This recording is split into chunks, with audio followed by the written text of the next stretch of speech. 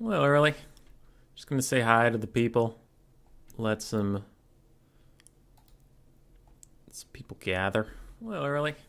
All right, mic sounds fine. How are y'all doing? How are y'all doing?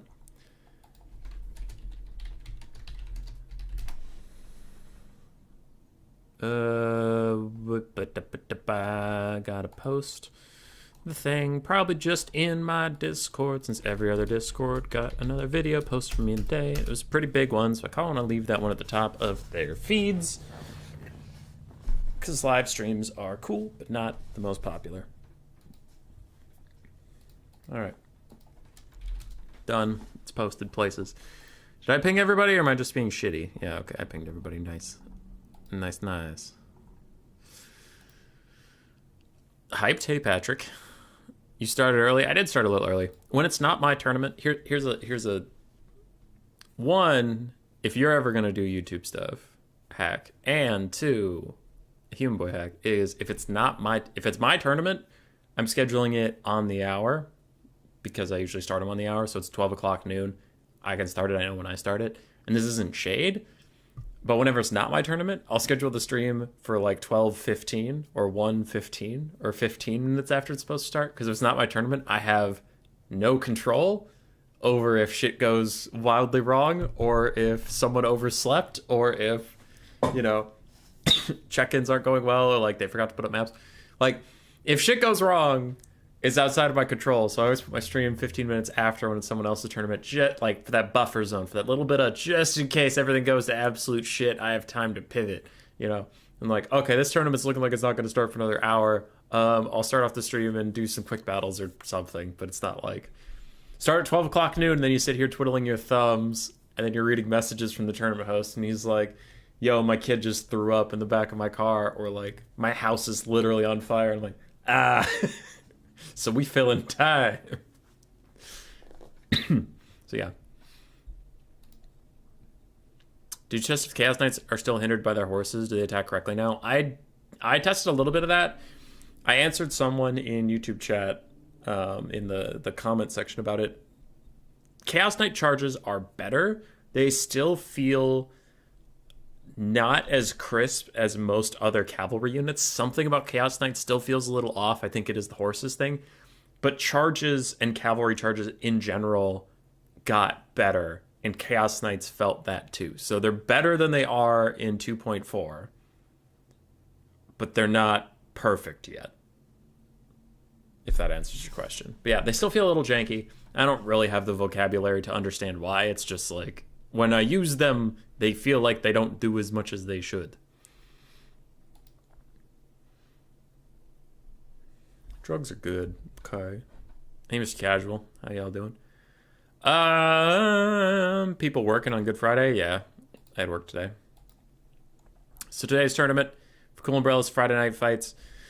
We have Caradoc, World Beater, Mr. Teufel, Saber Sragnum, Cool Umbrella himself, 80 Ruda, myself, and Thunderwolf. So I'll be fighting VM's Thunderwolf. I don't know where he is just yet. I did message him, so hopefully we'll get him in soon. Everything's best of one till the finals is best of three. It's a pretty quick, casual format. I have a sneaky scheme I want to pull off today, and we'll see if Thunderwolf is going to let me make it happen, or if he's going to ban me out like an asshole.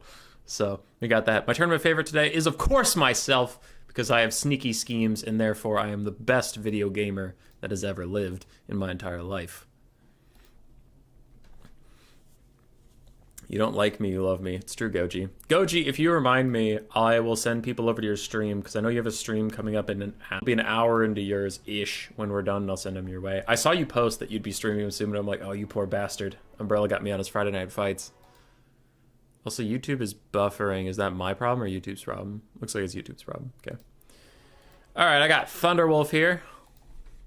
Hey. I will pick Grand Cathay, shush, Skaven, and Greenskins. Yeah, let's go Greenskins. It's been a little bit since we've given them some love. Ban Vampire counts. Dwarves. No. Yeah. No. Yeah, ban dwarves. Ban VC dwarves. And I guess Grand Cathay, I guess. I don't actually care about Grand Cathay that much, but I just couldn't think of a third ban. So I want to play Cathay. Let's see what he bans, but I want to play Cathay. And shush! Shush! I have something I want to try. I think it's going to be fun. I don't know if it's going to be any good, but shush! It's not a box. All right? It's not a box. God, I have this lingering cough post-COVID. It's just like a dry cough.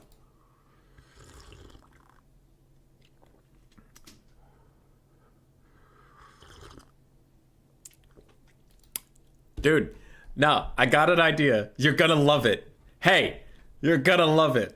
It's not a goddamn box. It's funny, but I got this idea in 3.0 when I was doing some beta testing and I was looking over Cathay for any changes or anything. And it wasn't change related, but I just thought about something. I was like, wait, hold on. When the Shugenin Lord gets nerfed, which she did, I think Miao Ying got nerfed as well. When Miao Ying and the Shugenin Lord get nerfed, Cathay's gonna have a thing. What about this? I think this could be cool. So then I thought up this like dream team scenario, and before the stream today, while I was waiting, because I got home from work, I gotta go back to work after the stream, but I got home from work, and while I was eating my lunch, I played around with it, and I have this Lord and Lord and Eunuch combo that I'm like, holy shit, this is actually goddamn nuts. So I kind of want to try it. It's gonna be so cool. Or it's gonna suck. Or it's gonna suck really bad. But we're gonna find out. Unless he bans Cathay, then we're not gonna find out shit.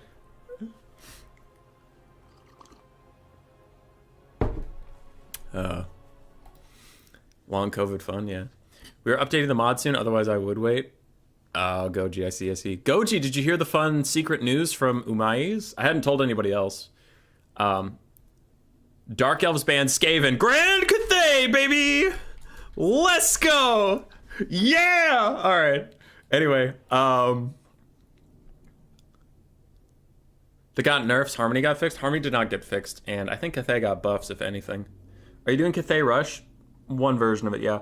But Goji, for the faction war that I announced, in the finals is always best of 3, right? And last year, I think because we did faction war in the fall, whatever. Last faction war we did the finals was land battle, domination, land battle, because, and I will defend this to the death, even if everybody hates it, and people did hate it.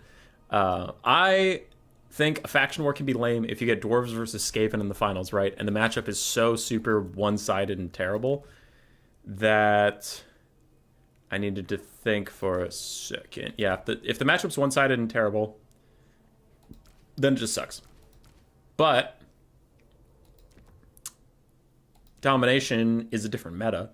So then it's an insurance policy against a terrible final, right? So then if you have Dwarf Skaven, at least the final would be a little different.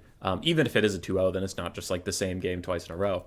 But that was unpopular. Well, now with the land battle capture point mod, I'm going to do the best of 5 for the end of the faction war is going to be land battle, capture point, land battle. Because again, it's still a little different of a meta. It's a little different of a system.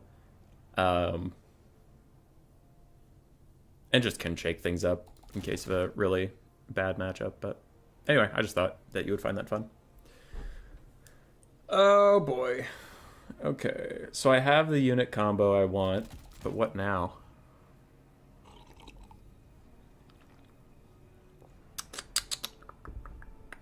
But what now? This is definitely not Friday night. It's Friday night for Europeans.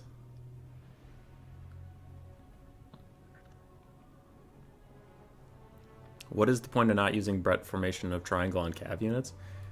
Cav versus Cav, I think they get surrounded by the enemy Cav, and they don't get that much of an impact, but I actually haven't tested that too much, so it could actually be secretly good. Oh, shit, didn't want that. Okay, how does this look? This looks fine. Oh, actually, another thing for everybody here, I would like your opinion on some stuff. I am tempting 2 new things. So I was talking to Indie Pride. Also, Milk and Cookies, Total War. I was talking to Indie Pride because him and like Legend of Total War and Turin's videos all look like really, really good. And I felt like I was having some weird blur effects or some frame rate drops and stuff. So I was working on My recording software, I got it up to 60 frames per second, so that should be better. My editing software, I got it up to 60 frames per second, so that should be better. But I was working with them and talking a little bit about how their camera moves, and mine's really jerky. I know that. So I think I got those settings fixed, and I changed some other settings people are complaining about, like the green highlights on all my units. Now, when I play, I like a really fast camera so I can pan across the battlefield quickly. And I like the unit highlights so that when I'm casting, like, for example, Burning Head, we all know that the unit flags can sometimes not be where the fucking unit is. So I like the unit outlines so I know what I'm actually aiming at.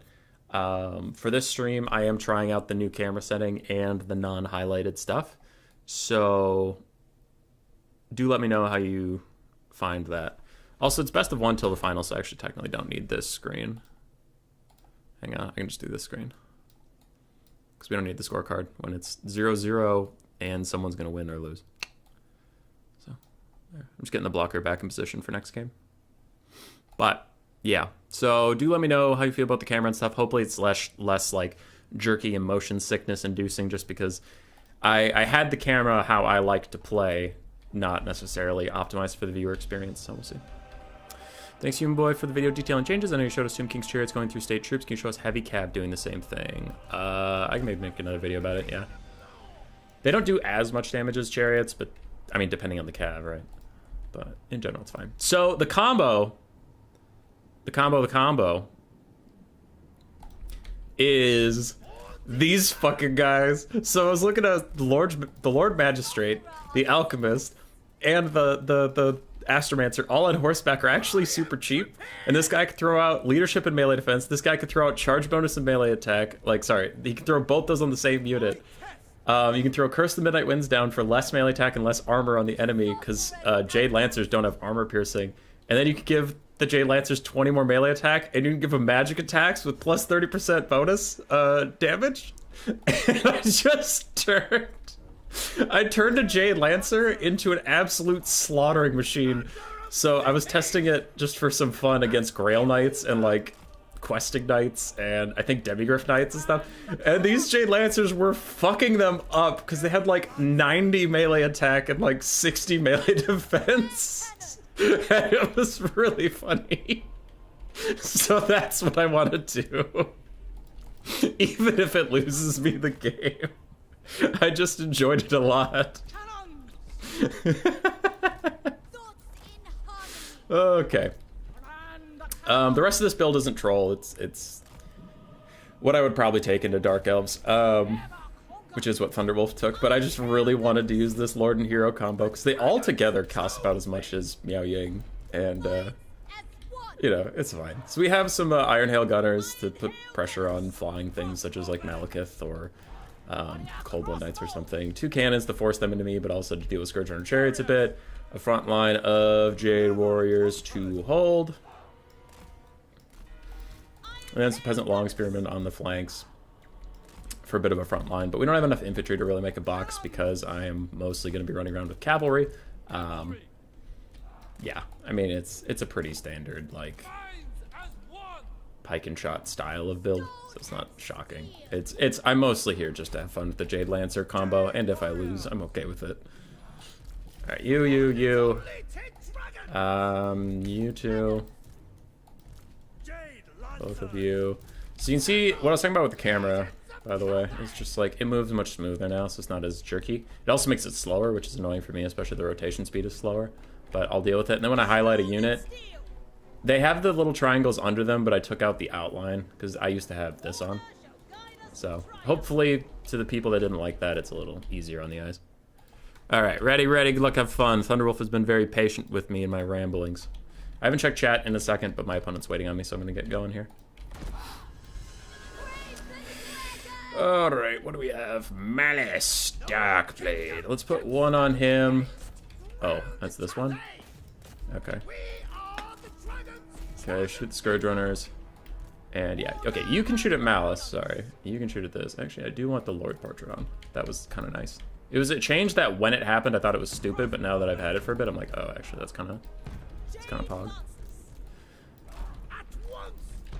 Anyway, We have Scourge Runner Chariots being Scourge Runner Chariots. I thought I told you to move up with your friends. Dark Riders with shields. Okay. So what we're gonna do is we're gonna keep the buff boys on hand to deal with. We're gonna keep the buff boys on hand to deal with Cold One Knights on that flank. But this guy can go for a little stroll. You offer support to that fight. I'm getting Pit of Shade somewhere. But yeah. So I'm gonna have these guys go into the backfield. Oh, there's Dark Riders on the flank. Didn't notice them. Whoops. Okay. That might be game losing. We'll see. We'll see. Should have anticipated some Dark Riders, but seeing everything in front of me, and I always assume Dark Elves are more expensive than they really are, I just thought that that would be the entirety of their force. Okay, so we're getting Scourge Runnered right now, which is very fun, very cool. Everybody's enjoying themselves. Meanwhile, we're trying to deal with some Dark Shards, yeah, that one. Okay. Oh, dude, fuck Scourge Runner Chariots, man. They are the ultimate. I heard you wanted to play video games today. But fuck you.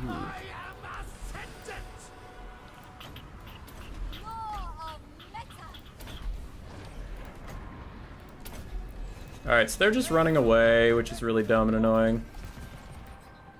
Ugh, fuck Dark Elves, man. That's GG. Fuck Dark Elves, man. Should've checked the minimap for Dark Riders, that's just on me, but... yeah. Scourge Runners are a bitch. But without my cannons, I just couldn't punish them. Also, honestly, wasn't the best map to fight Dark Elves with Cathay because there's too many hills. The cannons couldn't see whatever they're shooting at. Like, this one literally got 1 value after 3 volleys, but... rip. Remember, kids, never try to have fun. Only play Dark Elves.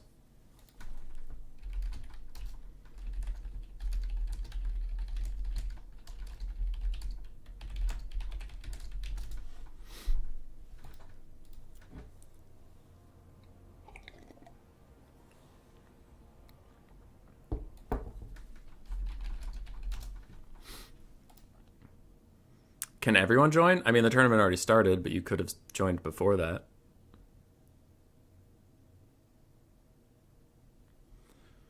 Always knew I was a Cathay main. Yeah. I mean, the idea would have worked if I ever got a melee engagement, but they did not want to have any fun at all. They just wanted to Scourge Runner kite me, which is Scourge Runner things. So, yeah. It works if you can get into melee, but I did not get to. So while we wait for the next game, I'm just going to show you what I wanted to happen.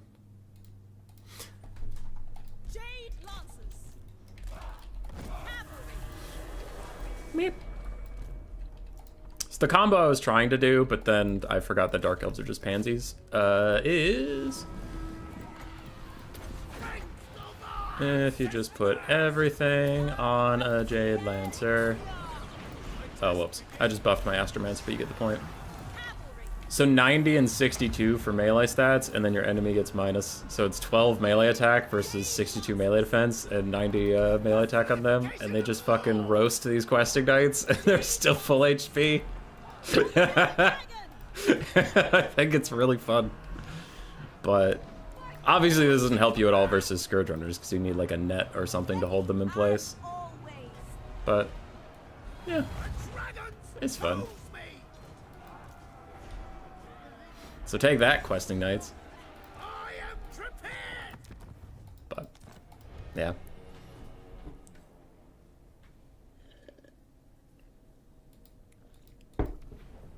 Scourge Runners getting nerfed? No. They're getting left the exact same. As annoying as Scourge Runners and Dark Elves in general are and stuff, that was just... I didn't look for Dark Riders, and then they killed my cannons, and that's the end of that game. Like, it's a pretty egregious mistake. But I do still fucking hate Dark Elves. I fucking hate them. They're the no fun parade of factions. Khorne Hellebrand still sucks. I realized she had some... She has a really dumb design. Where is it? The Cursed Blade. If you're losing in melee combat, it starts like this Mortis Engine type effect. But she's so squishy that if she's ever losing in melee combat, she's just going to die. Also, with her hilarious amount of stats, she almost never registers as losing in combat. So it never goes off. I don't know. I was testing some of that on the new patch. That was bad. Can you show all the units for Skaven that were seeing balance changes? I only know of some of them, and I'm not on the balance patch right now. I'm on live because we're casting a normal live tournament. But I'll give Thunderwolf his win while we wait. Lords, I don't know of any changes so far. Anybody I checked didn't have any changes. Plague Monks are 650 on the new patch, 750 here. Plague Monk Sensor Bearers are 1,000 on the new patch, so 1,050 here. Globes got a huge nerf. Warp Fire Throwers, Purple Globes got pretty huge buffs. Jezzails felt the same to me. Rattling Guns felt the same to me. Warp Lightning Cannons and Plague Monk Catapults felt the same to me. Doom Flares feel slightly better because of Chariots changes, but they still suck in general. They are still really, really bad. Everything in the Molder area feels the exact same. So yeah. Storm Vermin did not get changes. I checked. So Plague Monk and Sensor Bearers got buffs. Warp Fire Thrower, Purple Globes got buffs. Green Globes got nerfed. Everything else here feels the same. Doom Flares got buffs. Still feel like shit. Everything else here feels the same. That is everything I've seen with Skaven so far. But again, I don't have patch notes. I'm just going through units manually. So.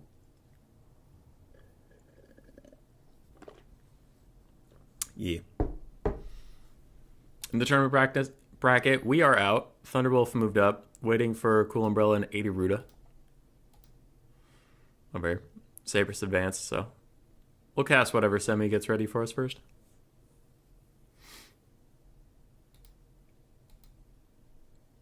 No, not that one. I want that one.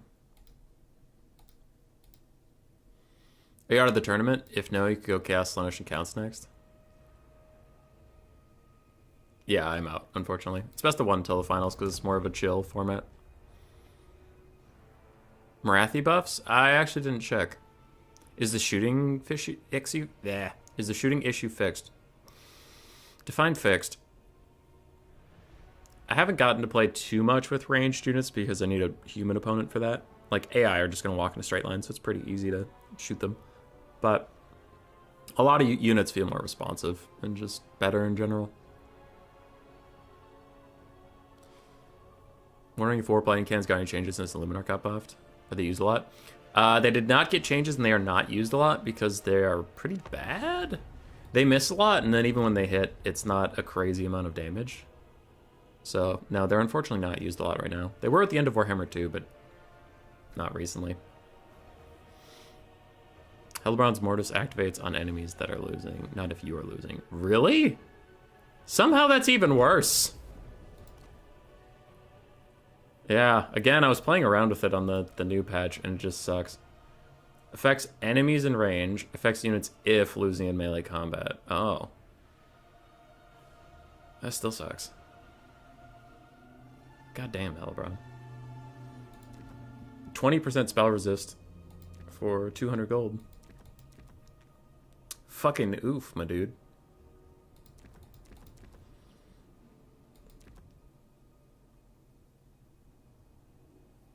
Yeah, Hellebrand's weird.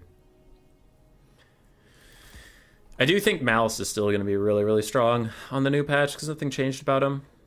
And Malekith took some nerfs, so Malice might rise in priority. We'll see. Dark Elves are still going to be so strong. I hate this faction. I hate this faction doubly because I keep losing on them. So it feels bad. And again, if you're newer to the channel, when I say feels, I use that word carefully, where it's like, I know my units don't work differently than enemy units. I know that.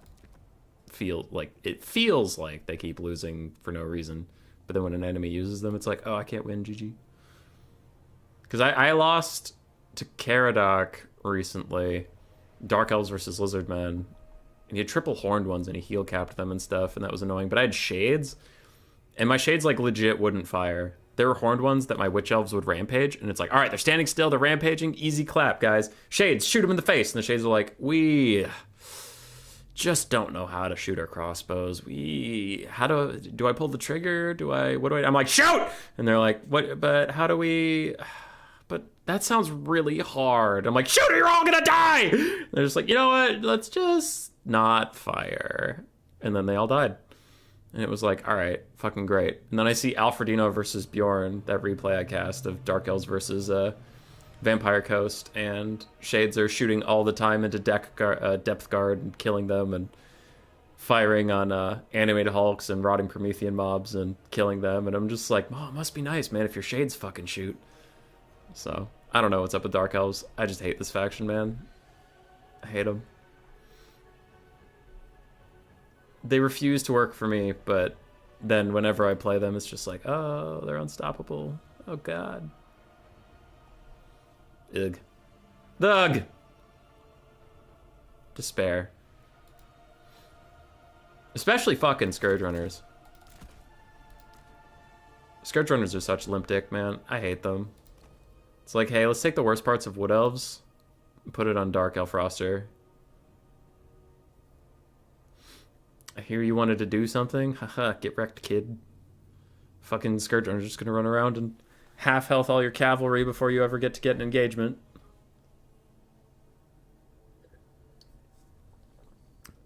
Fuck Scourge Runners, man.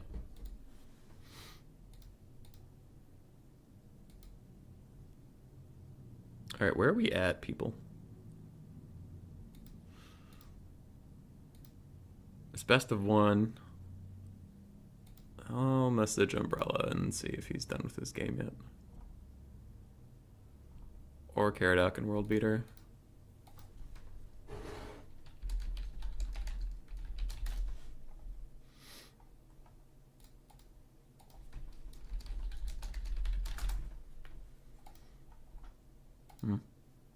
Skill issue?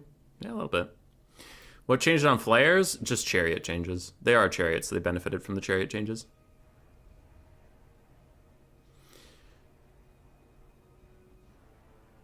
You see, you're playing a Snitch campaign. A-Tep's doing the first siege battle in his province against the Greenskins. They somehow can't beat them with the starting units. Are you talking about the Realm of Chaos? No, you wouldn't be. You'd have to be talking about Immortal Empires. Let's take a look. I don't remember offhand what his starting units are. Bring me to my men.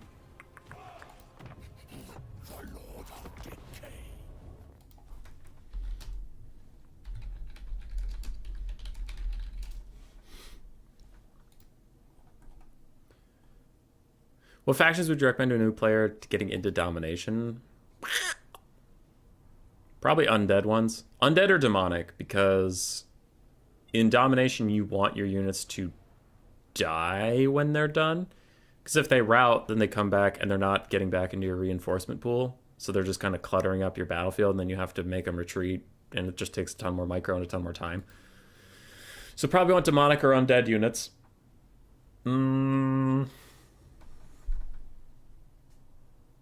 Khorne's decent. On the current patch, Slaanesh is post-patch. I don't know how Slaanesh is going to do, so Khorne's a decent shout-out. They're solid.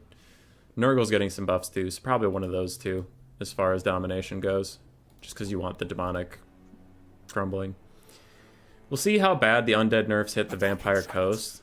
They would be a good shout-out, but I just don't know how intense they're going to be. Hurt. Oh, okay, I remember how I won this one. So I usually go here, and then I recruit, how much money do I have? Enough. So I don't really need more sneaky units. I got one more Night Runner and 2 Skaven Slaves. And then I killed that guy, retreated back, and got 3 more Skaven Slaves.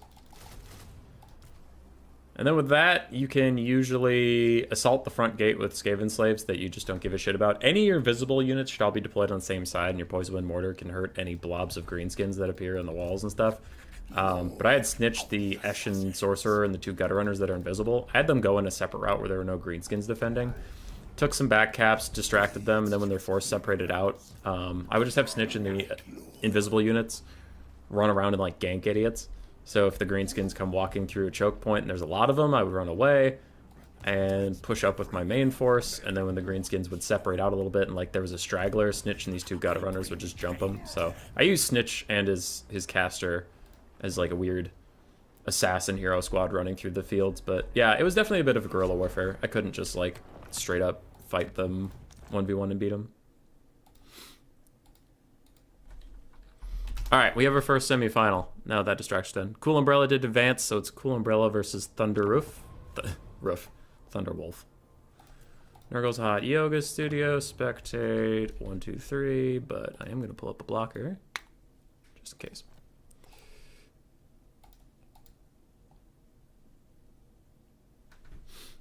Any Empire buffs except for the Luminarchs? Not that I saw. Yeah, not that I saw. I tested cannons. They're still pretty inaccurate, but they can be good in the right situation. Oh, Hellblaster Volley Guns got 50 gold off, which isn't a big deal, but it's fine. So Hellblaster Volley Guns got a little bit of a buff. I checked Demigryphs. Demigryphs are the same. Just Sag.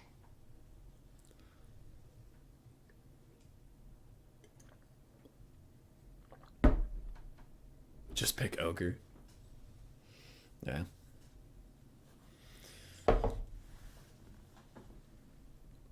Your first mistake is playing dumb. Dark Elves are balanced.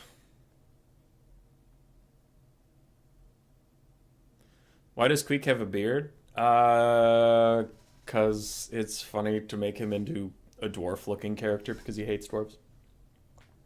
But I usually use it for... I haven't used it in a while, so I felt like throwing it on the thumbnail, but I usually use it for when I'm mad about something, because then it's like, you know, Longbeards are known for grumbling about stuff, and I just put it on a Skaven. So, yeah, it's generally when I'm just frustrated or being a shitter.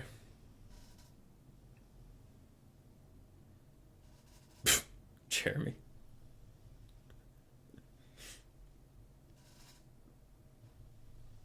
Did I see you hop in the campaign? Yeah. Someone in chat had a question about Snitch's start. We had time to kill, so hopped in. Thunderwolf playing the Beastmen.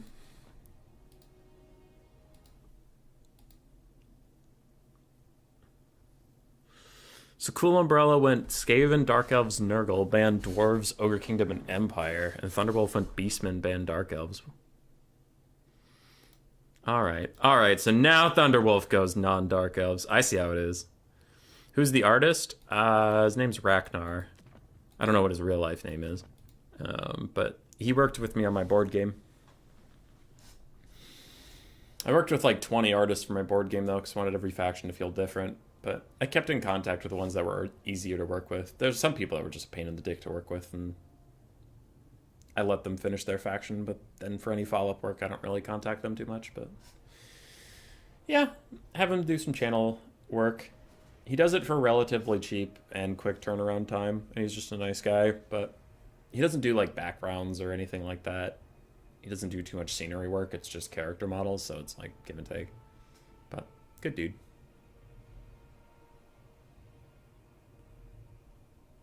Never made the Longbeard pick for Grumbling Videos connection. How do you beat a boxy build with Khorne? Are you Khorne, or is Khorne doing the boxing?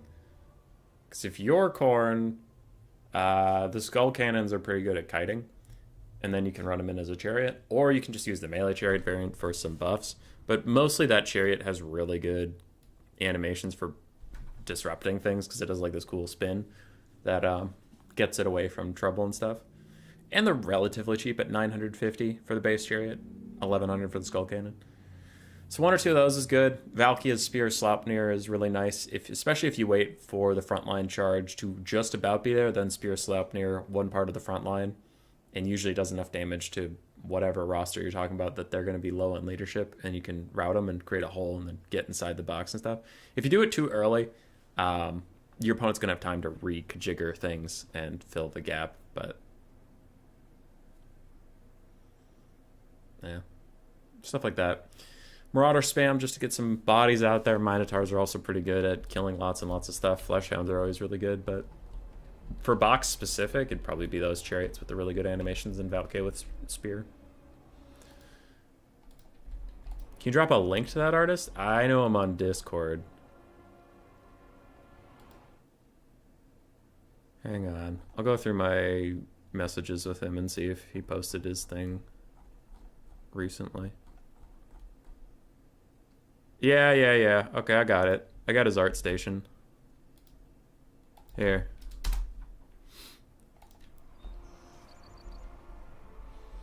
He does good work. He's a nice guy and he's pretty cheap. Is he like, I don't want to be a dick. I'm just letting you know what you're getting in for, like, you know. He doesn't have the most realistic style. It's very like comic book-esque, but that's what you get. The more realistic you get, the more expensive it is, and then it's like, unless you want $1,000 for a character drawing, it's like, nah. Can you draw a rat and some armor? And he's like, fuck yeah, dude. I'm like, for how much? And he said, this much. I don't want to out him in case he gives you a different quote and then you call him a jerk. That's bad practice to announce what an artist's prices are. But it's cheap. I'll say that. It's cheap. It's plenty affordable. Anyway. Beastmen versus Nurgle. We do have Pit of Shades and Melkoth's Mystifying Miasma, Brave Shaman of Shadows. We have Centaurs, Sons of Goros, Centaurs with great weapons and magic damage, which is probably why I took him versus Nurgle and more Centaurs. Butcher's Calvin Guard, the Minotaurs, ROR with some self-healing. 4 Ungor Raiders versus Nurgle. You always need as many archers as possible. We do have a basic Gorgon. It's not the Bloodbrute Behemoth, just a basic one. And a front line of some Spearmen and Morgur. Interesting. I didn't think we'd see Morgur versus Nurgle. Ooh, I suppose it might be for his regen and spell resist versus Rancid Visitations. I know Umbrella specifically really likes Rancid Visitations, and he does have it! Haha! Anyway, the other side's Kugoth. It's been a long time since we've seen the Master himself. Kugoth Plaguefather, laughing it up with Rancid Visitations as his only spell. We do have double Exalted Hero of Nurgle. We have a Soul Grinder to force your opponent in, and then a front line of Marauders, back line of some dogs, some Nurglings in the middle. And yeah. It's a Nurgle 20 stack. Archers are lining up. Not sure what they're going to fire at just now. The Marauders aren't the best target because they are shielded and mortal. I think the Nurglings, and then of course Kugoth himself, are going to be the big targets. But we'll see. Gorgon and the Butchers of Kalkengard getting involved. Starting to punch some Nurglings around.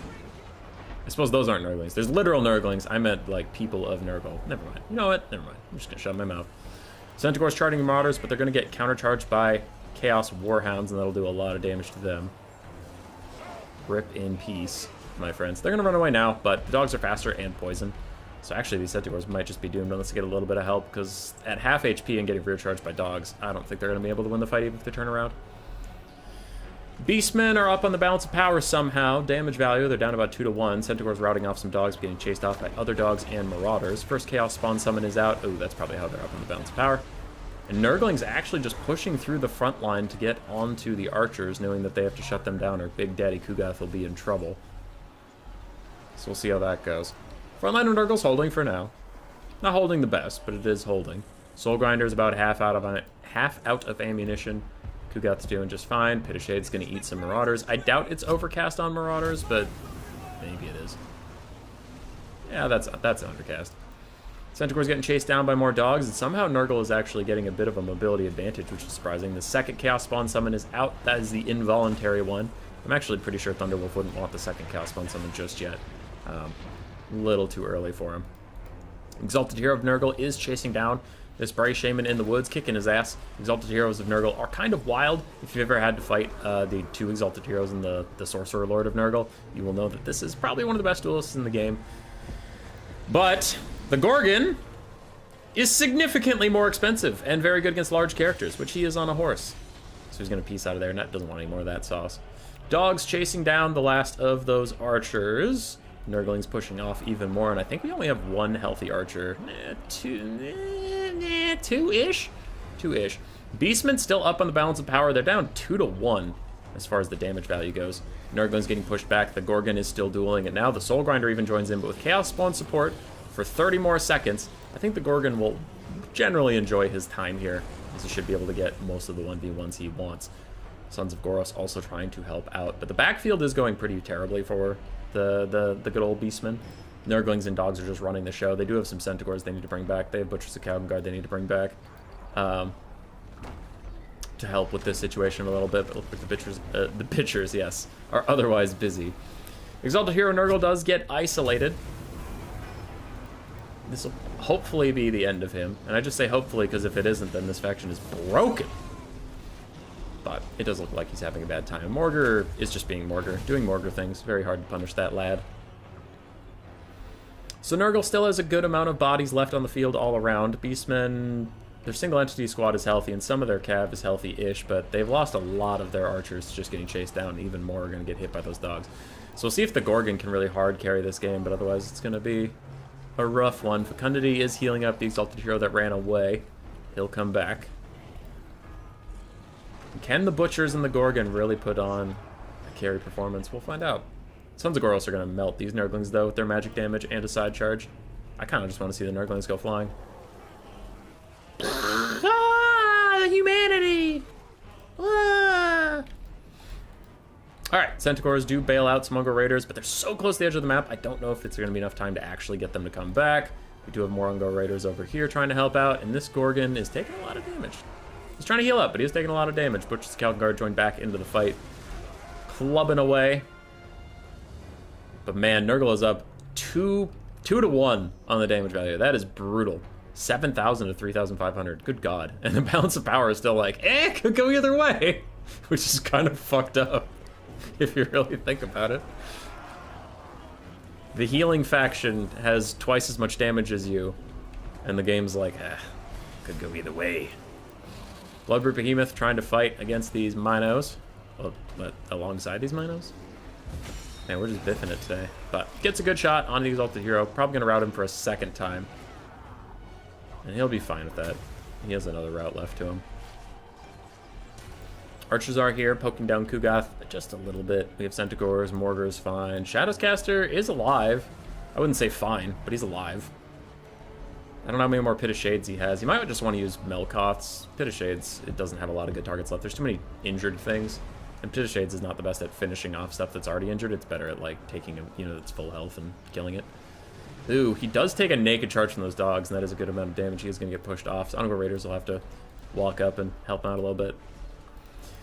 In the backfield, Sons of Goros trying to rout Chaos Warhounds yet again. They're going to take a side shot from the Soul Grinder. Does some damage, but it honestly does as much friendly fire, so they're happy with that. And they did finish off those doggos. Rant's Visitations overcast onto the ROR.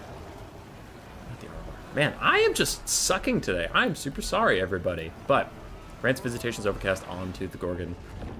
Does bring his healing cap well within sight. Butcher's Calvin Guard still chilling.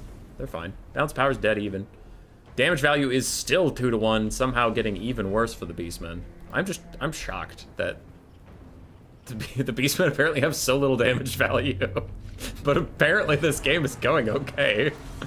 Soul Grinder's taking a fight with Morgar and the Gorgon. Meanwhile, Exalted Hero of Nurgle is hitting him in the back, doing a ton of damage. Butchers and Calvin Guard have fucked off, and they need to unfuck off. They need to come back immediately, or we're going to be in huge trouble, because the Gorgon is getting his ass handed to him in a 2v1. Morgar's not even helping him out right now, though, to be fair, he was, like, knocked down. So he's trying to help, but we really need the Butchers to come back, and they are now. Go away, you. Alright, there. Now when I hit spacebar, that won't be there. Gorgon's fighting to the last, but he has taken a significant amount of damage. He's dealt it back as well, but there's just too much for him to get through, and Morgar's really not as much of a wingman as he needs at this moment. Exalted Hero coming back for the last time. I think he only has one more route in him, though I don't know if he ever... Okay, yeah, he did have one more route in him because he's gone now. Gorgon walks away for a bit. We do have a full health Nurgling off in the distance. That will probably hurt Nurgle. They want that guy over here because these Marauders are the last chaff you have, and they're about to get pushed off. And chaff is hugely important when you're dealing with monstrous infantry, because monstrous infantry, like some of the models, will be stuck fighting Marauders and stuff. But if there's no chaff at all, then they can get a full surround on you and actually take you down. Exalted Hero of Nurgle is getting pushed away. Damage value is getting a little bit better for the Beastmen, and this Soul Grinder is about to take a nasty charge from those Minotaurs. They're going to saturate in and kill him right quick. Kugat's still throwing little paintballs at the Gorgon, trying to piss it off. Make it angrier than it already probably is. And Nurgle is trying to rally, but I mean, at this point in the game, with how low their health points are. I doubt any of these units really join the fight in a meaningful way. They'll probably just get close to the fight and then fuck off for a bit. Can they kill Kugath, though? His Mortis Engine is strong, unless... Did he even bring it? Yeah. His Mortis Engine is strong against the Butchers of Calgard, even though they are monstrous. And the Gorgon's looking a little too low to straight up 1v1 that guy. Centaurs just going to chase off all these mortal units. Some of them barely cling to the leadership. Nope, now they're going to start routing. The Great Weapons might hang on. Might. Another Rancid Visitations onto the Gorgon, really trying to finish him off. I'm also surprised how well the Soul Grinder has clung to his pathetic demonic existence. Normally he'll start demonic instability, and as I say that, he does, then he rallies, then he takes a shot, and now he's going to crumble away to nothingness, but that also gets the Gorgon out of here. It does, right? Holy crap, his leadership's back too, somehow. We have one Archer that has rallied from the depths. Could be crucial in late game, though. At some point, Kugath can just throw a grenade at them, and they'll rout off, so that'll be fine. Gorgon is just about heal capped, and it's so low on leadership. Might not come back at all. Yeah, just straight up dies. Kugath kills it. Morgur's fighting an exalted hero of Nurgle. Beastmen are up on the balance of power. Sons of Goros are shattered. And Nurgle is bringing back just some marauders. But, like I said, the grenade hits that guy, and he instantly dies. Butchers of Calgard, I don't know what their game plan is right now. They don't seem to really want to fight Kugath. I guess they'll maybe just run around and fight anything else until the late game. But that does allow Kugath to just sit here and throw grenades at you. He is an artillery piece after all, so it's not like it's free. Oh. They just want to isolate the Nurglings and kill them before they rejoin Kugath. I guess that's fine, but now you're going to take a rear charge from the Exalted Hero. I'm a little concerned about this. Morgur blocks him. That was actually kind of huge from Morgur to stop that rear charge. Still. I think Cougs has got this. The Plague Father. Minos are trying to pull away. Don't really want to get caught in a Mortis Engine battle. It looks like they do turn. They're trying to snipe out the Exalted Hero. And Morgur is helping them a little bit. They're kind of missing the charge just a bit. Then he does rout, allowing them to get a nice little push. A little poke. Little pokey pokes. And wow, demonic instability crumbling from the Nurglings at half HP standing next to Kugath. I am frankly shocked that just happened to them. Okay, goodbye, full Nurgling. It was nice knowing you. Your leadership is strange, and I will never understand that. Archers are back once again. And for Kugath, it is just him and the Nurglings. Everything else is shattered, so we are down to 2 models versus 150. Butcher's Calgard, nearly heal capped, under half HP. Morgur is fighting Kugath. The Exalted Hero is back. Archers are lending a little bit of support. Looks like the Butchers of Calgard are trying to go find this Exalted Hero, who immediately gets attack orders onto the Ungor Raiders, and I don't know if the Butchers are in the right position to really stop him. He is just faster, unless they start their charge animation, which they kind of did, but then they wanted to avoid Kugath's Mortis Engine effect, so yeah, that means a doomed Archer. Looks like they're going to use their last shots trying to deal with the Exalted Hero. 120 armor, but no shield. It'll do a little bit of damage, but it's really not that significant. He just took that like a champion. And dead Archers. Bam. Back to this fight, Butchers and a Morgur trying to surround Kugath, trying to get the good damage, get the good. He doesn't seem to care too much. Archer's holding longer than I would have thought, and the Exalted Hero, his leadership is faltering. If he runs from some Archers, that would be fucking hilarious. But he doesn't, he shatters them, he's fine. Butcher's trying to get a cycle charge in. Morgur is still fighting. He doesn't do magic damage, though, so the physical resist of the big boy, the 20%, is actually doing him some good work. Exalted Hero is also going to rout off some Spearmen. Or does it? Yeah, they're doing a little bit of pokey pokes. Minotaur's back in the charge. Run in onto Kugath, but his 64 melee defense protects him from that. He didn't take any damage on the charge. Yeah, he was at 9,095 when we last saw him. Another Spearman is routed off. This Spearman is trying to join the fight, though the Mortis Engine effect of Kugath will probably take them out before they even get there. Morgur is about to get rear charged by the Exalted Hero of Nurgle. The balance of power really thinks the Beastmen have got it. I'm honestly thinking, I think Nurgle has it. It's close, but I think Nurgle has it. 3,000 damage value separates them. The last of the Spearman herd is gone, but Morgur slaps the shit out of that Exalted Hero, and he shatters off. So it is officially Kugath versus the Butchers of Calgard versus Morgur, and they're fighting, and they're slapping. Still healing up a little bit. They have a little bit of heal cap left to go, but not a lot. What's their value? They have 13 out of their 16 models. 1,300 values. They've gotten good value this game. And Morker is still just poking Kugath. He's like, hey, pay attention to me. All right, he's out of ammo at last. At least he can stop throwing at the Minos whenever they cycle charge. And this is going to be a rear charge, so his significant melee defense of 55 won't be as impacted. Curse the Slug going to slow them down. It lowers their charge speed, doesn't lower their charge bonus. I'm being messaged. Why am I being messaged? Okay, we'll deal with it later. It's not about this game. At this point, it is a rule break. What's a rule break? What happened? Rah. Charge from the Minos. Fighting with Kugat. He just claps one on the back of the head. Still 12 out of 16 models.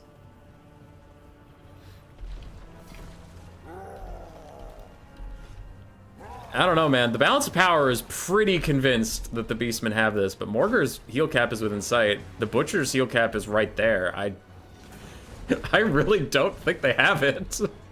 I think Nurgle's gonna win. Like, Kugath, for context, Kugath has 5,000 HP left. Like, I don't know. It's not a sure thing, but I also think it's not as close as the balance of power seems to think it is. Alright. So Morgar's still fighting. He's still doing the good work. And Kugath's just trying to force the Butchers to fight him. And they're running away. He's gonna turn and fight Morgar. Because if he can fight Morgar, he has 50-55 for melee stats, and he has armor piercing. And Morgar's fighting against physical resist and better stats, and he doesn't have armor piercing, so it can be tough. Kugath's been trying to not get rear charged, but he really just needs to turn and fight Morgar. Yeah, army losses is gonna hit him. But I think he should have focused on Morgar. He was worried about the rear charge, but then he took like 6 rear attacks in a row from Morgar, which was unnecessary. Trying to kill the Butchers, but they fight to the very end. And it's GG.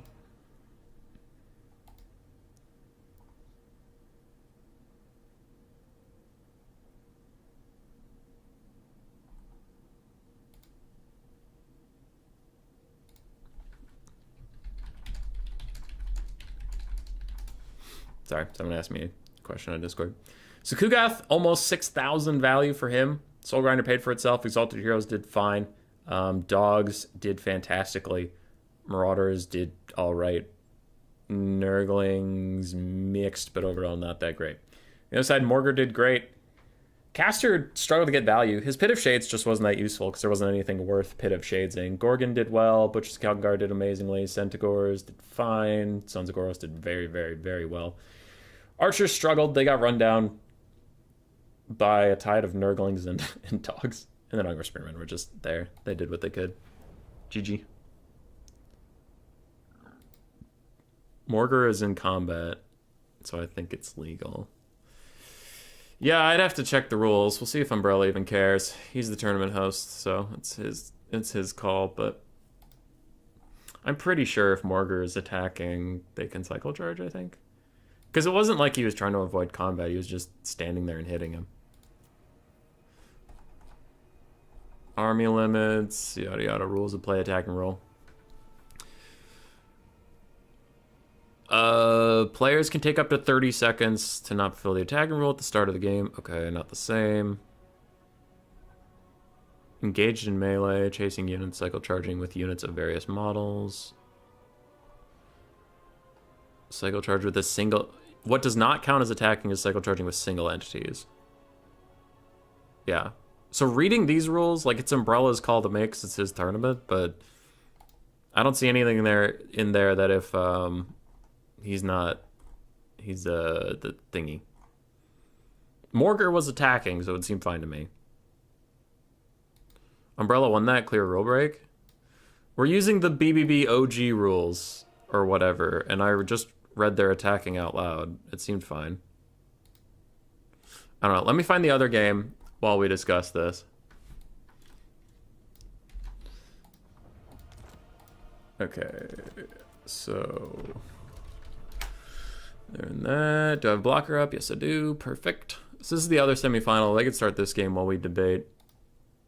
So, yeah. As I've said before, it's Umbrella's tournament, so you can do what he wants. Attacking rule. What counts as attacking? Engaged in melee combat with units of various models. Chasing units that flee but are not shattered. Cycle charging with units of variable models. Shoot with artillery or units of various models. Advance towards and try to surround the enemy. Reposition and position yourself towards the enemy. What does not count as attacking? Cycle charge with single entity units. Spells and abilities. Chasing shattered units. Spend ammo on single entity units, not like artillery. So, like, reading those rules, the BBB rules that we're playing under, it says what counts as attacking is cycle charging with units of various models. That seemed fine. He was doing that. I go to your lobby? Yeah, I was trying to. I got an unspecified error, but I'm here now. Where can I look up the rules? It's in the tournament bracket. You didn't realize BBB? Ah, strat game. Strat game.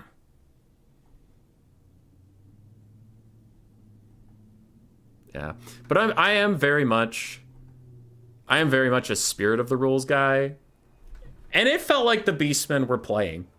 You know what I mean? Like, you might disagree, but in my opinion, Morgar was fighting the whole time. He was there. You know, he wasn't being a dick about it. So. Humeboy is an actual no-for and a handsome one at that. Call me surprised. I'm surprised I'm handsome too.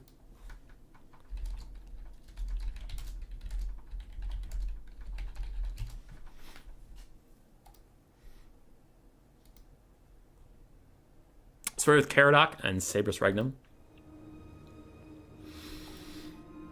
I did mention I recently played Caradoc, and I did lose to him in a pretty closely fought series. Had some good games. They might get streamed in the future.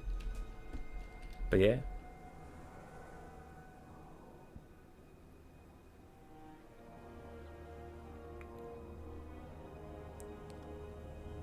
How much Morgar can do against Big Man in the Chair.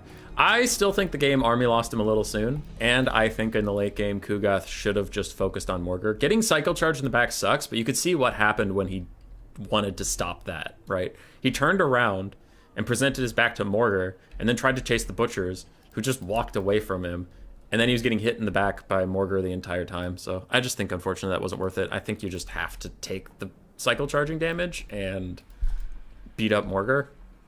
But it's a tough call. Little Master Eltharion has 10 less melee defense than a fat Chungus sitting on his toilet seat. Yeah, Kugath's melee defense is kind of insane.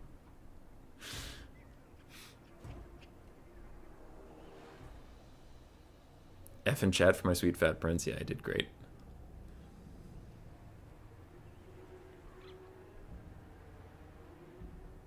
What does BBB stand for? Oh, it's a clan. They're the big balls boys.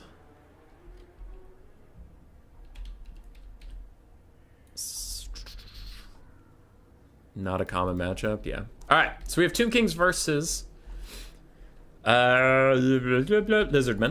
Usually you see Arc in the black here for Fate of Buna, and we still have a Fate of Buna. It's just a different caster. Okay, because I was like, without Fate of Buna, Horned ones are going to roll shop over the Tomb Kings, so they really need it.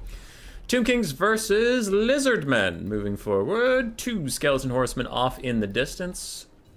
2 more Skeleton Horsemen nearby. 3 Carrion. 4 Ushopti, a front line of Skeleton Spears.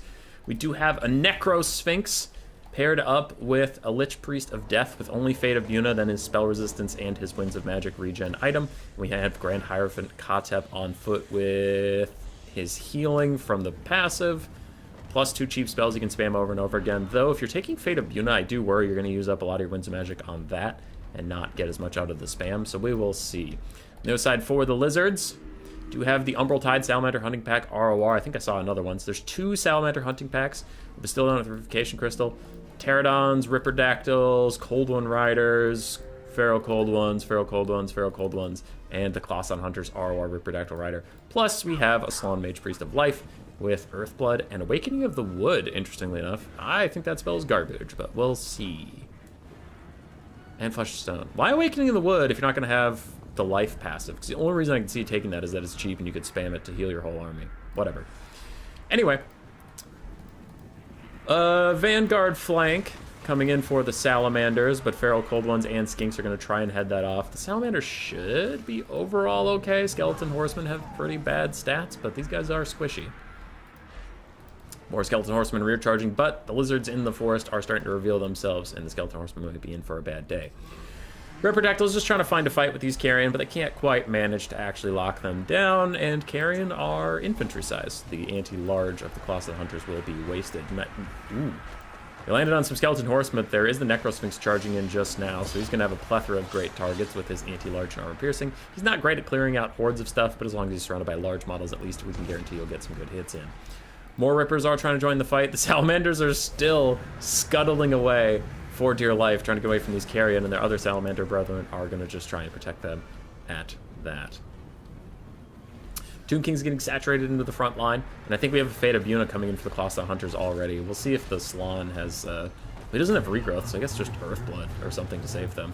Flesh to Stone, the 60% physical resistance is not going to help them, versus that Fate of Buna will do pretty good damage to them. They don't have the most models. 10 isn't a ton, so Fate of Buna is much better against things like 24 and more models. It still does decently, though. It takes them down to half HP, plus a little bit more. More Spears, more Horsemen saturating in. So these Reprodactyls are going to have a bad time. Elsewhere, Skinks are getting generally murdered. Generally. And on the far side, near the forest, the Lizardmen have gotten a bit of a little safe haven for the Umbral Tide, other Salamanders, and healing. So this is going well for them.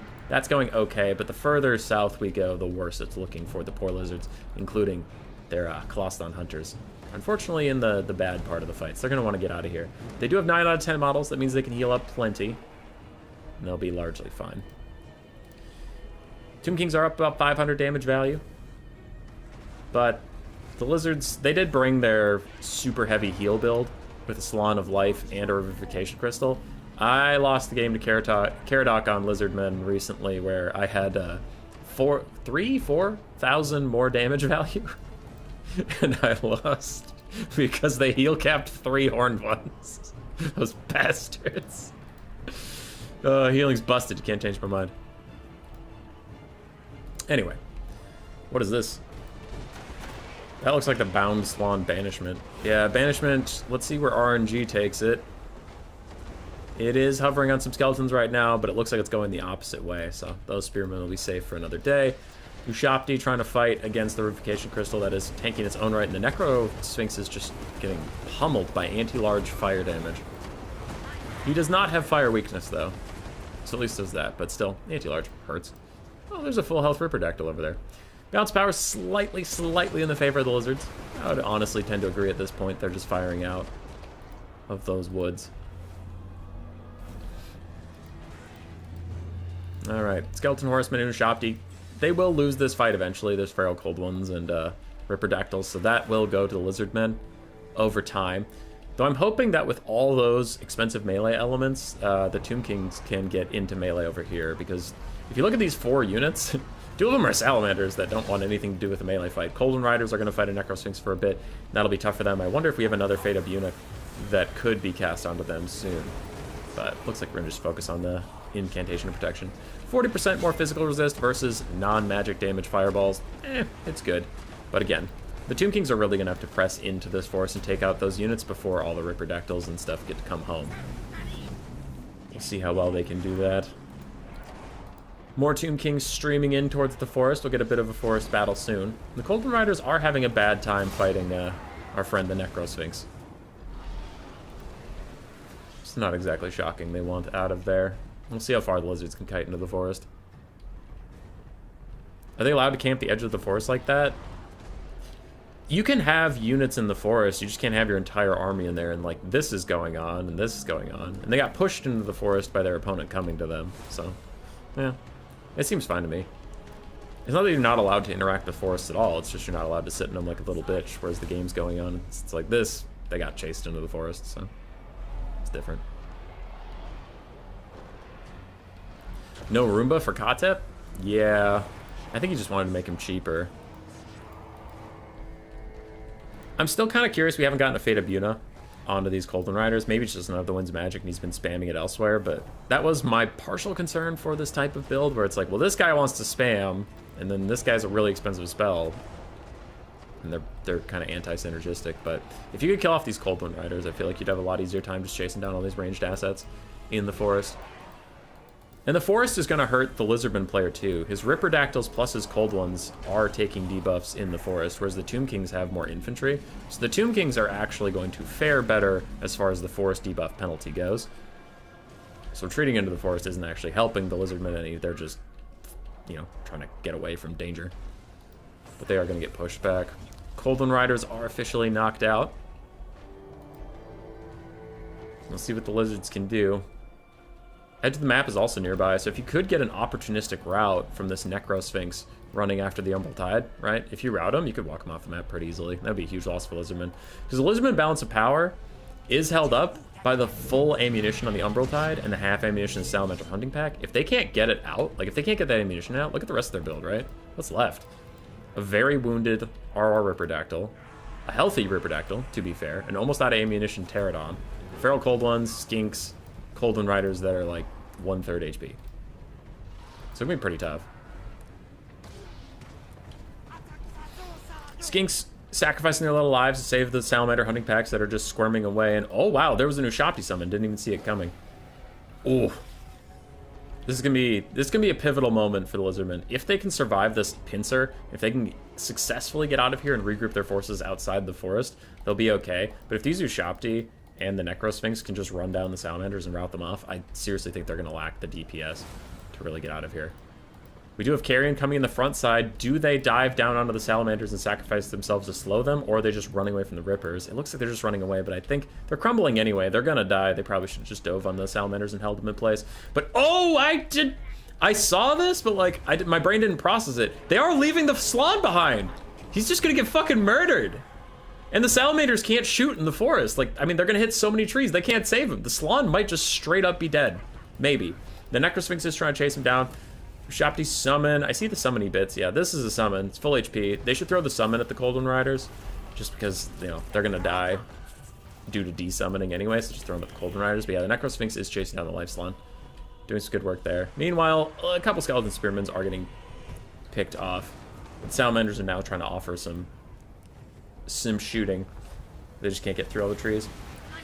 Clawstone Hunters dive down to save their Slann. It looks like it will work. The Necrosphinx does peel off of the chase. Now, we still have some Ushapti trying to chase him, but it's really not going to work out, and they do just turn instead. So, to save the Slann, they're going to have to sacrifice, it looks like, 2 elite cab units.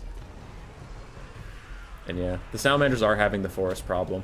Like, what? The forest was once the Lizardman's friend, and now it's their worst enemy as they just hit trees. Yeah, can't get a good shot. Clawstone Hunters lasting a lot longer than I honestly thought they would have. Necrosphinx is still doing well. And Earthblood did not hit the Clawstone Hunters, so it's just for the Cold Ones. Looks like we have a Bound Banishment coming in. That's the second one from the Slann, so that has to be the final one. But it is going to tear through a decent amount of Tomb Kings unless we get some pretty bad RNG. We will see. And oh, wow, is that the Pterodons? Okay, good. It's Pterodons. I thought that was the full health Ripper at that low of HP. I was like, oh, they died off screen. That sucks. Was that a Fate of Buna? Ooh, that is an aggressive Fate of Buna. I mean, it'll probably kill the unit considering how low on HP they are, but still. I don't know. We'll see if that ends up panning out. I actually don't know. The more I think about it, the more conflicted I am. Because you could maybe Fate of Buna like that Salamander. I don't know. It's spooky. Ripperdactyls dropping like flies. 600 HP left, 500 on them. Dropping. But the Fate of Buna wears off, and again, they didn't take that much damage. Maybe could have used it on a different target, something with more models. Because yeah, the Salamanders have 26 models. Like that Fate of Buna did so much damage to them. Versus the Clawstone Hunters that had 9 at the time. It's not that much.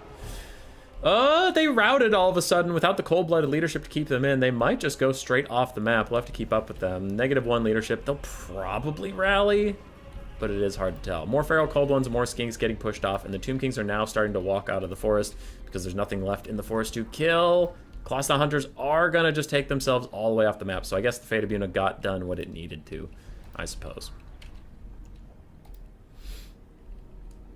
Alright, Tomb King's waddling after the Lizardmen. Lizardmen just trying to reform ranks somewhere where they can actually see what's going on, but...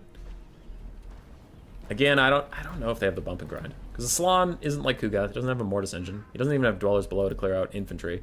We still have a half-health Necrosphinx. 2 Shopti, 3 Ushopti, 3 Spearmen, 2 Footlords, though honestly they're both pretty pathetic melee combatants, so it doesn't matter that much.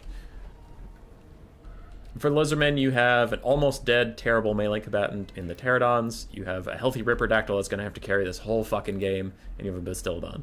But I wouldn't be shocked if the Necrosphinx at some point just gets orders to walk at the Salamanders and hunt them down. Looks like for now he's doing a bit of juking. He's trying to just dodge out the damage. As the undead tide slowly creeps out of the forest.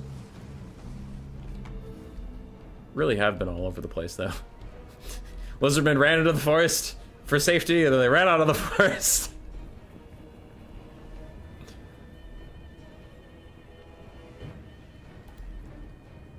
No life passive plus Awakening of Strange. Yeah, I don't know why you would have that spell otherwise. Maybe for the slow?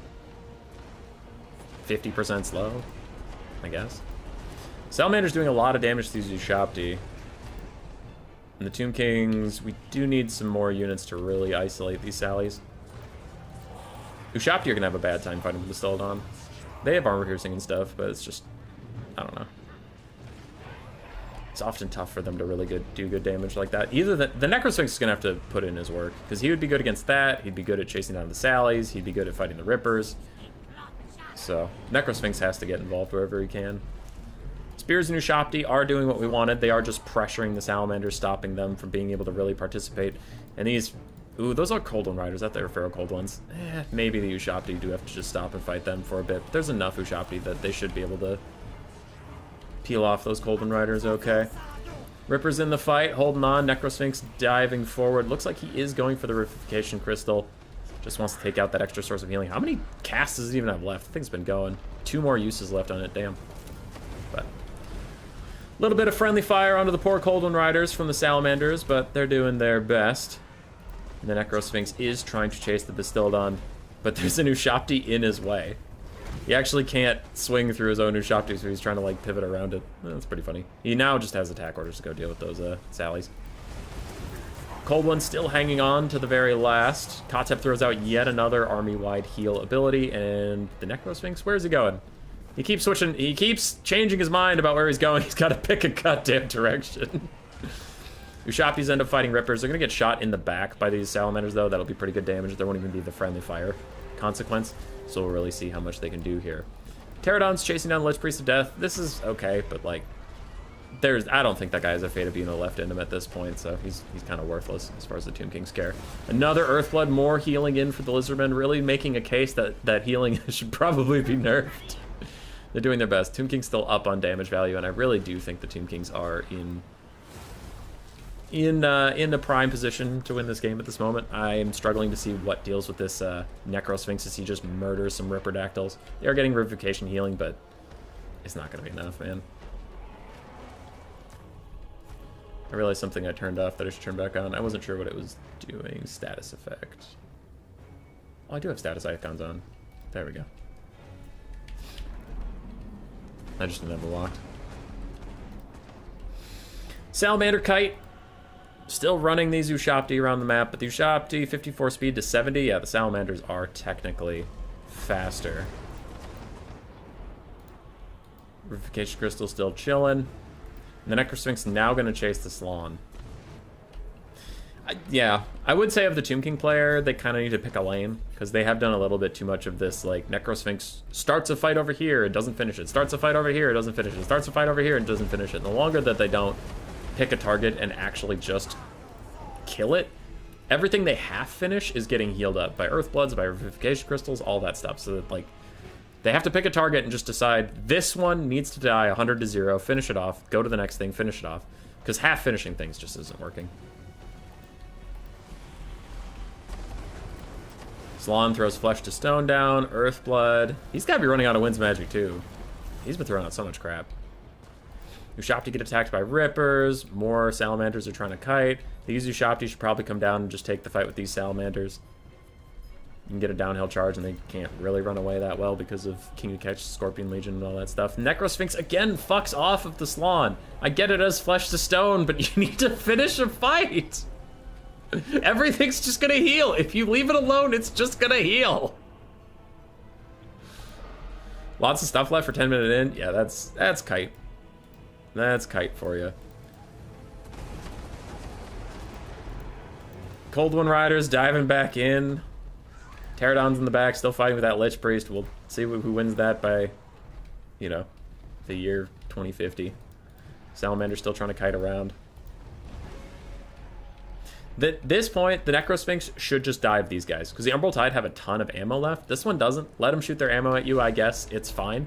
But dive on the Umbral Tide, you can't let them continue to shoot, and this Salon is clearly, apparently, too tanky for your blood, so just go over here. If they try to fight you with the Ripper Dactyls, then kill them. That's what the Necrosphinxes wanted anyway. But, I don't know. I'm not really liking the Tomb King's decision-making at this point in the game. They're just taking way too much free damage. You put the camera in the bottom right. It's covering the map at the moment. Maybe? But I usually have it in the top right because top left is the damage values and people complained about that. And then bottom right is if I'm playing, my spells and stuff are down there.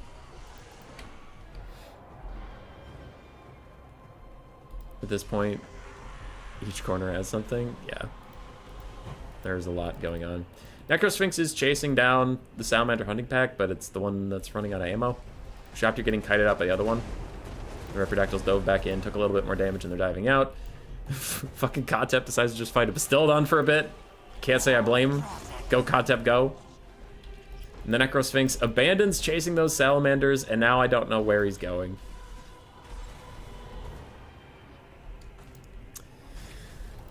Looks like we're running a little bit of a gambit here as the Umbral Tide tries to get out of the cornering that was happening to them. So they are just going for it. Grace is home, apparently. And they are going to slink away. Pterodons lost their fight versus the Lich Priest, though he did take a lot of damage for it. And Kotep is kicking the shit out of the Bastildon. God damn. It has 0 uses of its Revivification left. It also has no ammunition. It has 3. 3 of its passive ammunition. Salamanders, again, shooting at the Necrosphinx. And the Salon is just walking around.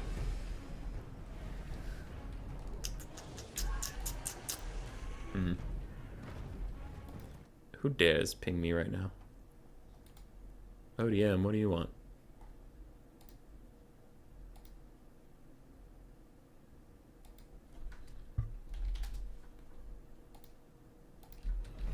Tomb Kings is really gonna lose that.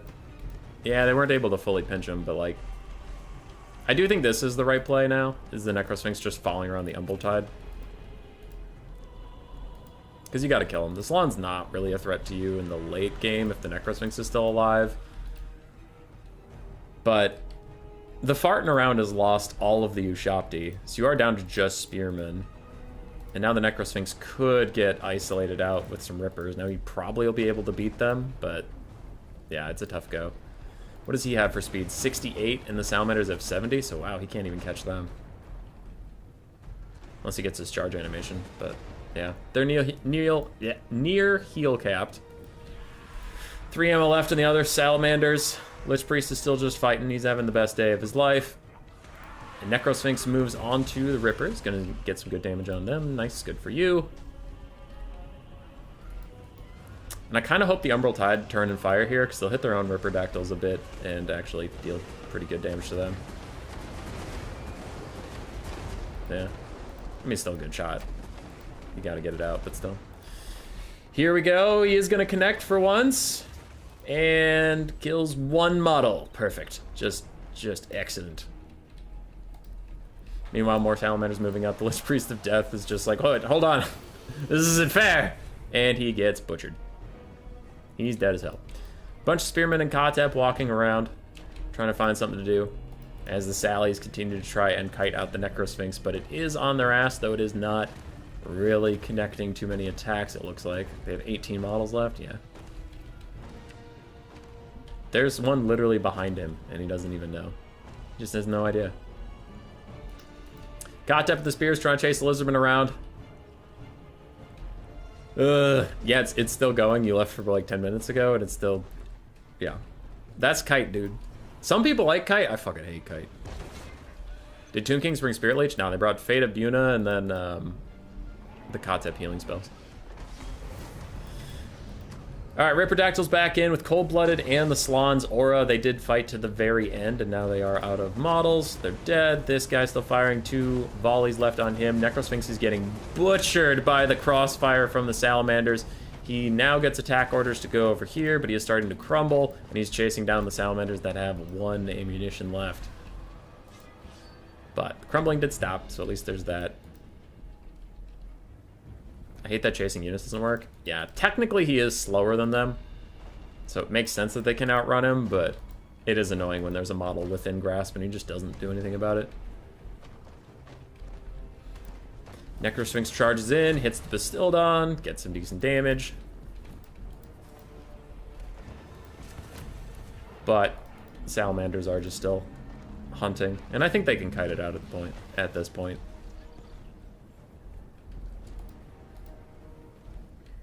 Though now everything's running away, which is not allowed.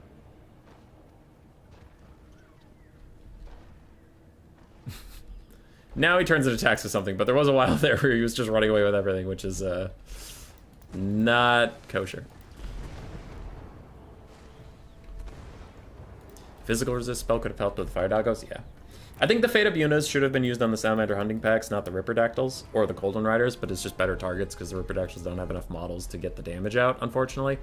And then I think some of the late game decision making, there was too much flip-flopping on what to chase, and the Ushopti got shot a lot and kited out, and then now without the Ushopti, we have 1 mobile unit. It's just not enough.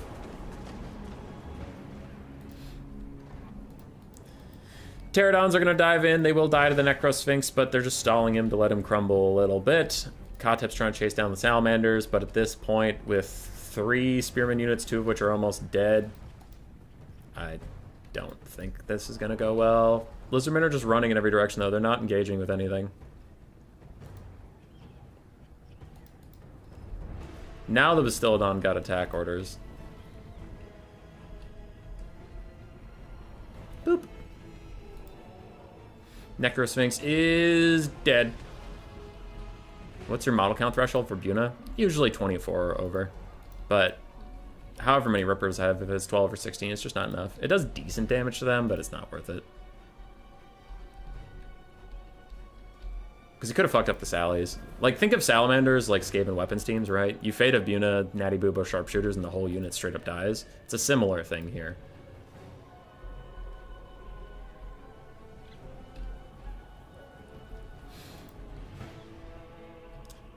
So I'm going to poo-poo both players a little bit. The Tomb King should have surrendered by now, and the Lizardman player had some pretty sus moments of not attacking, but I don't think it matters too terribly much. But the Tomb King's player has to realize they have no chance of winning right now.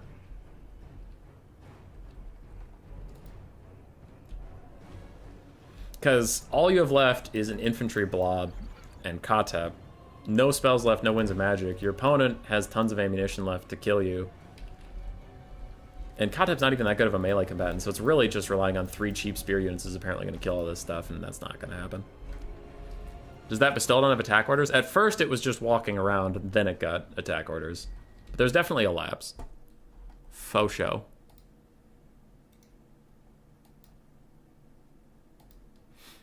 I was checking a chat to see if it was about this.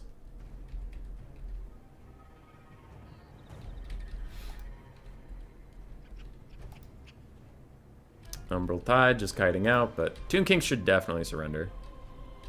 SE don't count as attacking by themselves. In the BBB rules, they do. In the BBB rules, they do. Of course, we also... I know there's been lag off and on, but it's funny that we're also now starting to lag when this game is 100% over.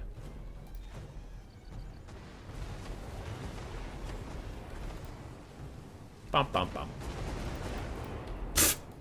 Little friendly fire for no reason. Sallies, these ones are out of ammo, so they are going to become just little armor-piercing fire dogs. And they will dive in there. Skeletons are crumbling. Scorpion Legion's here, but they're going to continue to get shot by the Umbral Tide. Still has 9 volleys left. I mean, they're going to be Okay. What are the Tomb Kings doing that deep in the forest? Chasing lizards around. The lizards have just been kiting them around the map.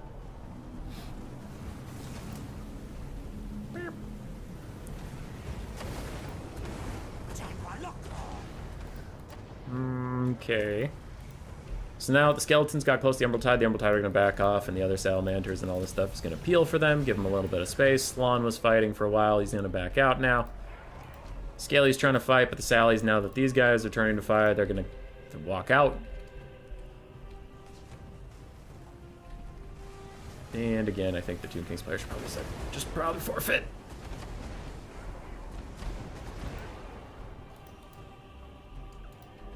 More Skelly Spearmen trying to walk forward onto the Emerald Tide, but I don't think they're going to make it there. They're so close to that disintegrating, crumbling point.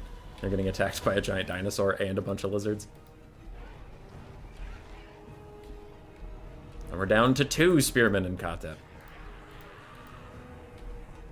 Damage values are very equal, considering all the healing both sides have.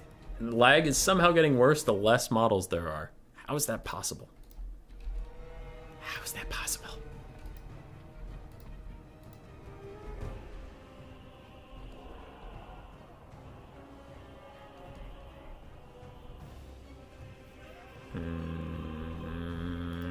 Lag. 20 minutes of in-game time, probably 30, 40, 50, 80 hours of real-life time. More explosions and more lag somehow.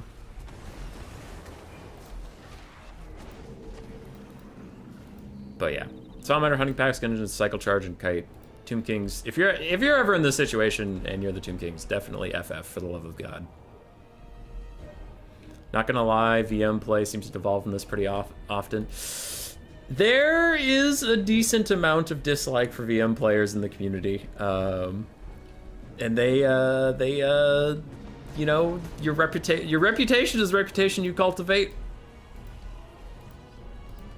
It's not a strange myth that for some reason everybody agrees that, like, you know what, guys, let's just say nasty things about VM players all the time for no reason. It might have the fact that no one is attacking again. All of them are running away again. I mean, the Slon's moving closer, but he isn't attacking. It's just everybody walking away.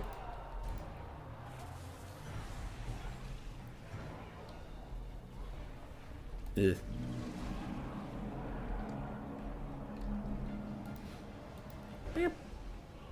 It's the Via Military way. Yeah. If they want to make friends, they definitely aren't doing a very good job of that.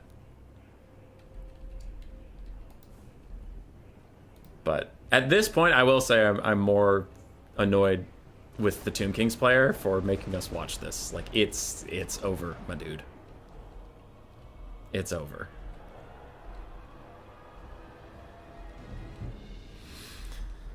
Ugh. Alright, I guess we have to kill every single skeleton model. I guess. Cold-blooded on the Sallies.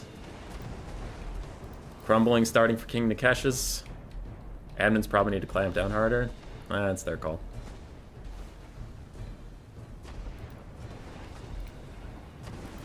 King Nikesh is fading away. Other skeleton spearmen are just fine.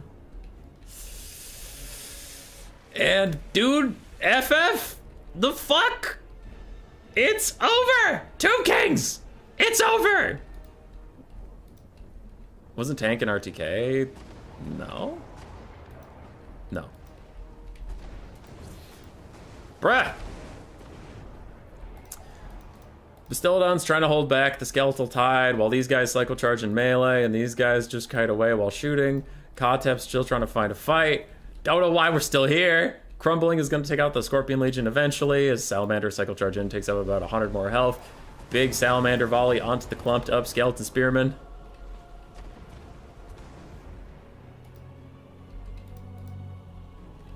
Kotep hard carry? That is not going to be the case. Even the Slon could maybe beat him. 28-38 versus 24-32.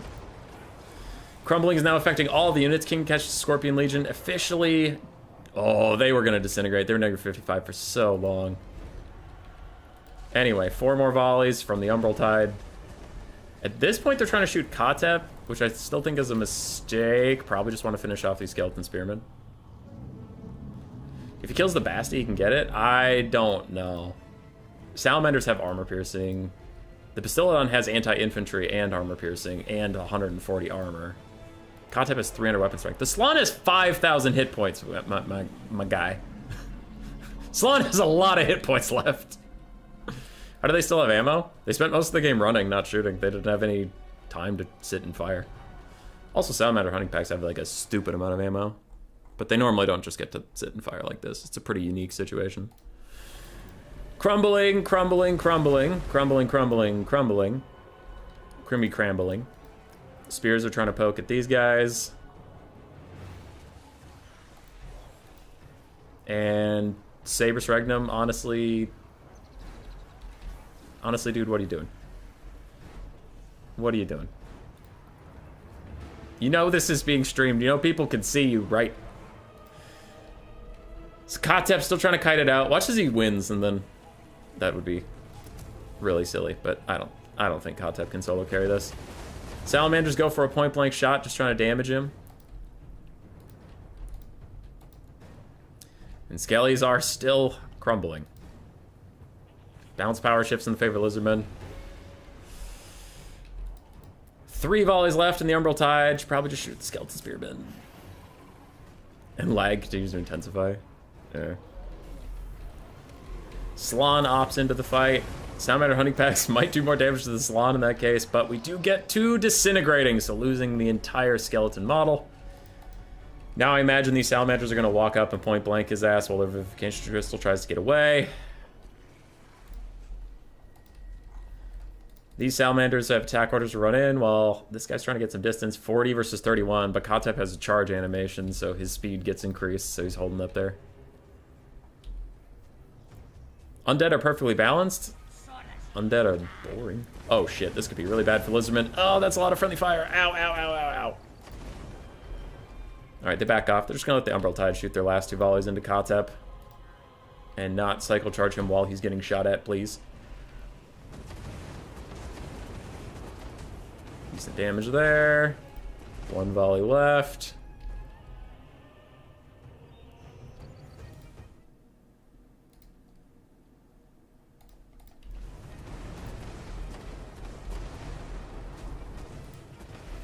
Still, it says 1 volley, but it's really like 2 Salamanders. I'm gonna put my money on 2.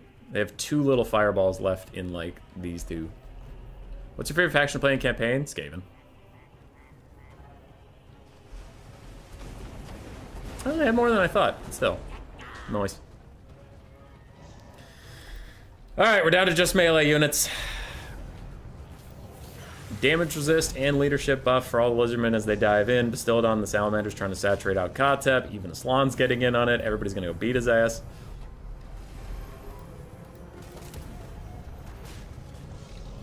And if this was on the new patch, Kotep couldn't even get knocked down to be safe. You would never be safe. You'd be killed immediately. But yeah, Bastillodon's gonna body his ass. Pretty easily, in my opinion. Kotep went from full health to half, and no one in Lizardmen really took any damage, because of course they didn't, because they have 1,000,000 health and he has no armor piercing. Why are we still here?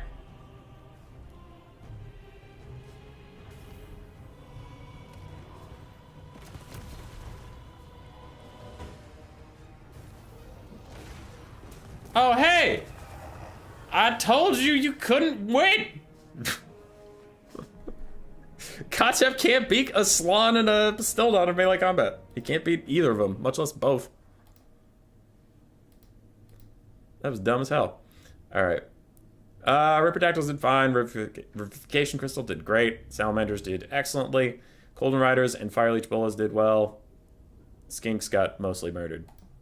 The other side, Kotep did okay. He was a support lord. Necrosphinx did well.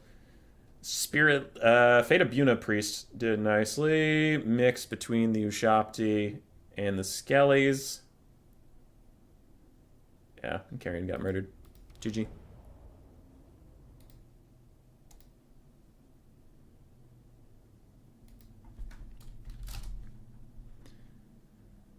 Saber said, sorry for the long wait. I went to do some chores, so I let my little brother take control for the last quarter of the battle.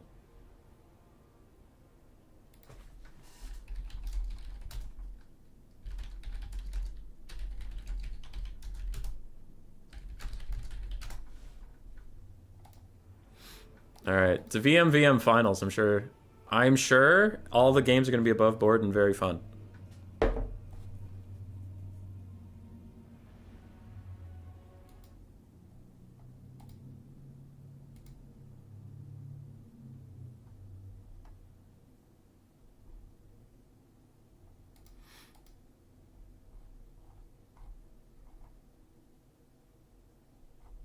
All right, let's get on with it. Thunderwolf and Caradoc. Hopefully one of them will host, because when a spectator hosts, it frequently breaks the lobby. They could do with adding their animations in the added lore to make their movements and attack look supernatural like true blood vampires. Yeah. I think Zyphos has a attack animation mod out, but it might not be up to date. That was some Dom propaganda, yeah.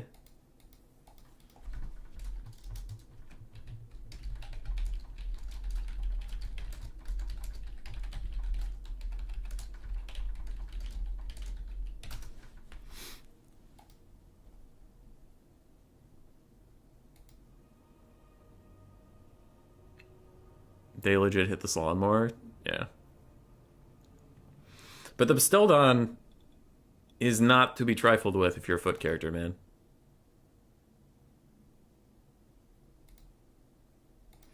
Bones for Symmetry is rough.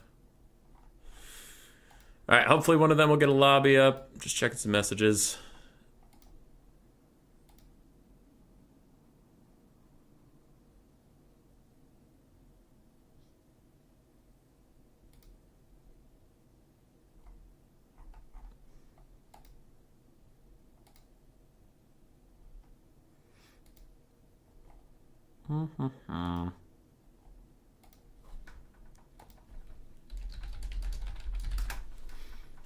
Where lobby?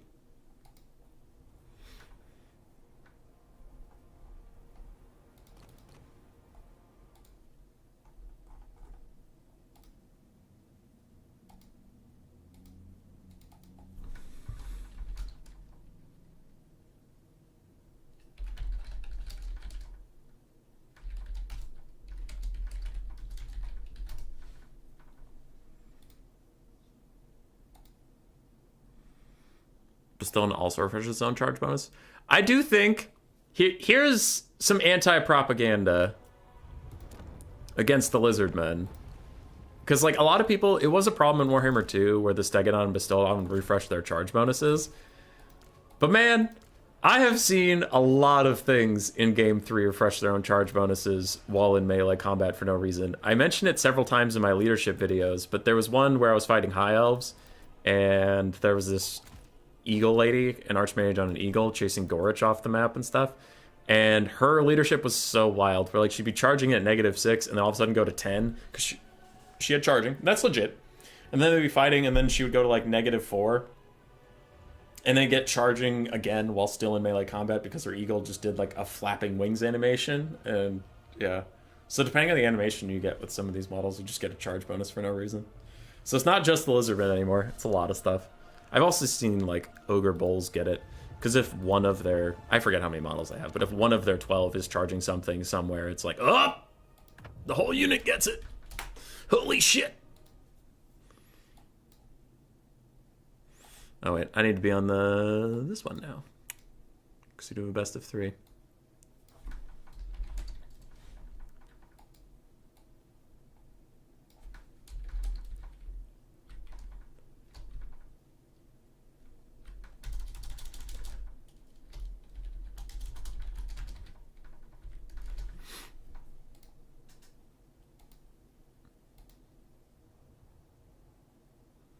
Torox and Dragons. Yeah, that's a good... Yeah, Tian, that's a really good shout out. Torox and Dragons. Just charge attack, charge attack, charge attack.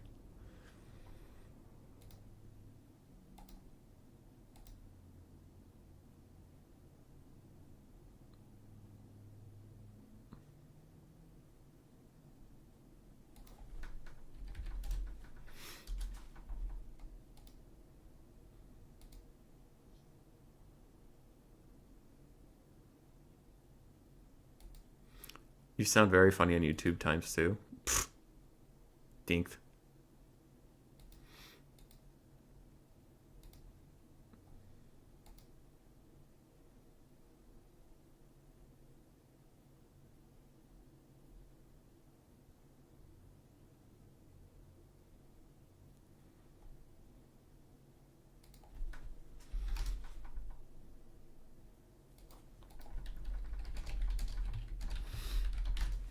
Alright, I'm gonna take a leak. I don't know where Caradoc is. Hopefully he's fine in the lobby.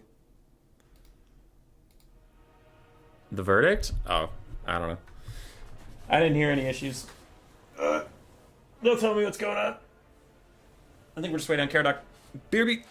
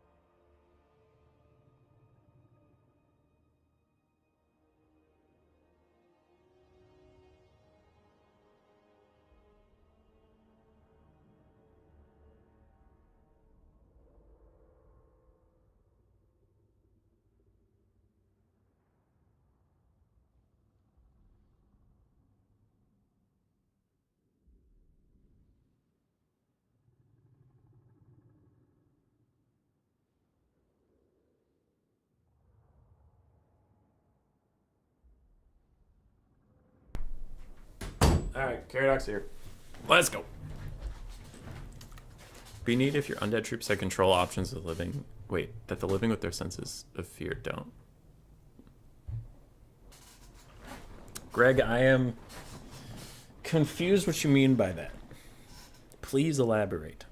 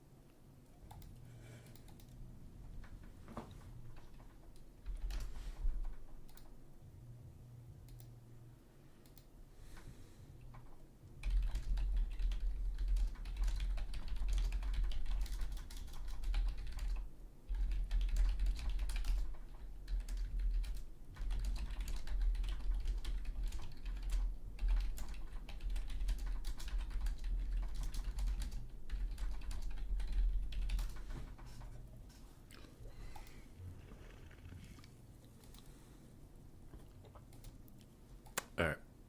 Sorry. Someone's messaging me about stuff. Hi, Doomsage.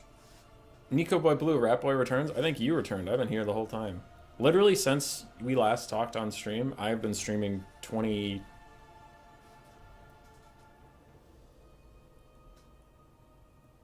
47 hours I have been streaming Nico Boy, and you haven't been here, so that's on you. What are you drinking? Cow or COW? Are you the COW? That's the Cowboy Bebop picture on my Discord. And if so, what's your fucking deal, man?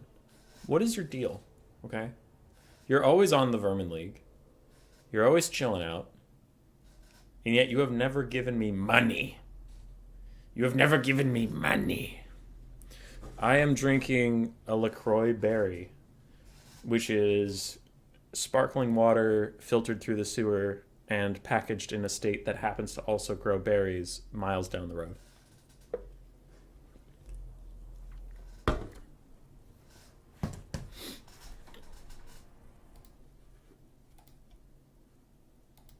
Or who dares ping me?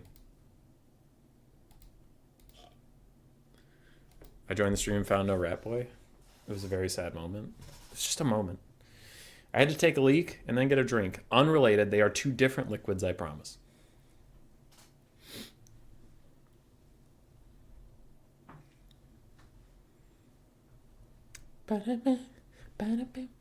Does anybody know of the band Palais Royale?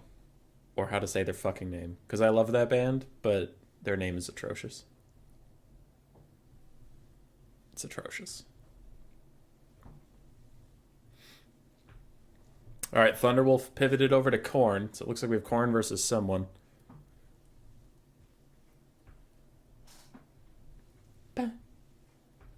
LaCroix Berry. The taste of bathwater that someone soaked in while thinking hard about the color purple. Dude, I actually like LaCroix, and I fucking love the LaCroix is bad memes. I think the LaCroix is bad memes are fucking hilarious. LaCroix is proof that the human race deserves to go extinct. Yeah. With my like liver shit though, I can't like drink a ton of alcohol, so it just gets boring drinking water all the time. So at least I can get fun water. Do we seriously have Khorne Brett? Oh, let's go. We have Khorne Brett.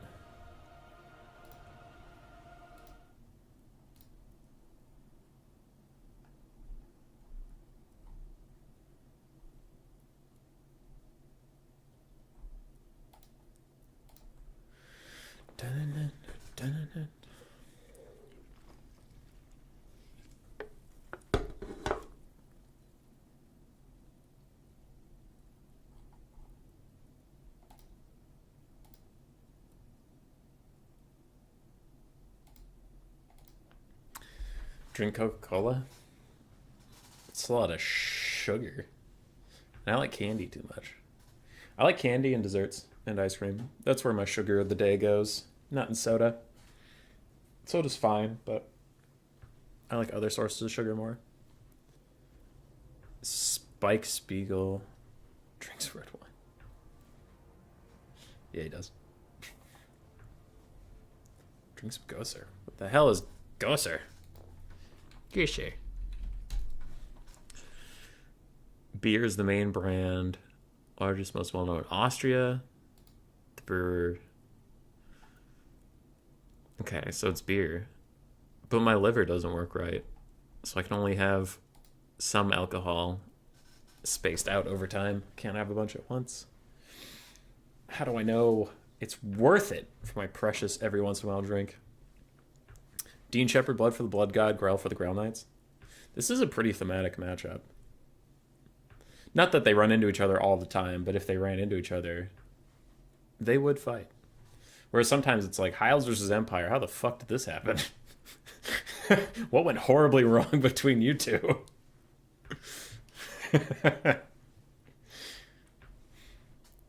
Actually, that only applies to the good guy factions, because the bad guy factions fight each other all the time. Right? Like, I was about to make the joke, like, Warriors of Chaos and Slaanesh fighting what happened here, but never mind. That just sounds normal. Zoro auch Ausreicher? Ich bin kein Ausreicher. Ich bin Amerikaner. Ein Amerikaner ist mir. Es tut mir leid, dass Dark Elves meta ist. I don't know the German word for meta. Or Dark Elves. Actually, I can maybe figure that one out. Oh, I don't know Elves. It might be Elgin. I don't remember, though. But Dunkel. Because Dunkel is dark, right? Dunkel Elgin. Oh, that makes him sound kind of like cute. I don't want that. Dark Elves deserve to sound shitty. Aus Deutschland? Jawohl. Ich bin... I forget the past tense. It's not gegangen. Gewonnen?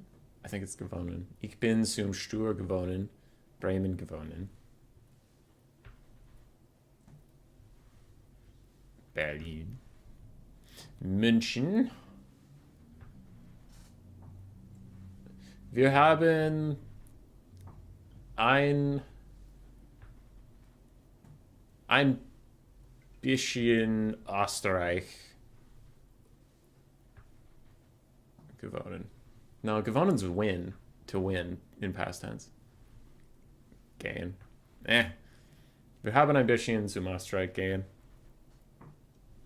Your German's quite good, bro. Thanks. Doing my best. I'm trying to remember. It's been 5 years since I needed it. Elfin. Gosh, Radler. I'm sorry I can't speak. I'm sorry I can't speak Lost 2 World Wars. Aw. Aw. There. That's mean. Were there any Khorne buffs? Not that I saw, but I didn't go through every single unit. The Gorby's Chariot's sick now, though. I will say that. The Gorby's Chariot does a lot of damage on impact. I think its mass must be insane or something, because the Chaos Chariot of Khorne was fine, but the Gorby's Chariot wrecked some kids. Yeah, it does double the mass of the Chaos Chariot, so it did a bunch of damage. Just like a bunch of damage. Alright, Bretonia's ready. Khorne's figuring it out. Unfortunately, Thunderwolf is at the point where it's difficult with Khorne. He has like 200 gold left, and he's trying to figure out what to do with it, and the answer is nothing. Because your unit upgrades are like... Upgrading from a Marauder to a Chaos Warrior is 400 gold. So it's not like you can sell a Marauder and upgrade him. Yeah, it's tough. You just spent a shitload on chevrons. Alright, let's go. Sorry for the delay. Caradoc took a bit to get in here, and then they did their builds and stuff.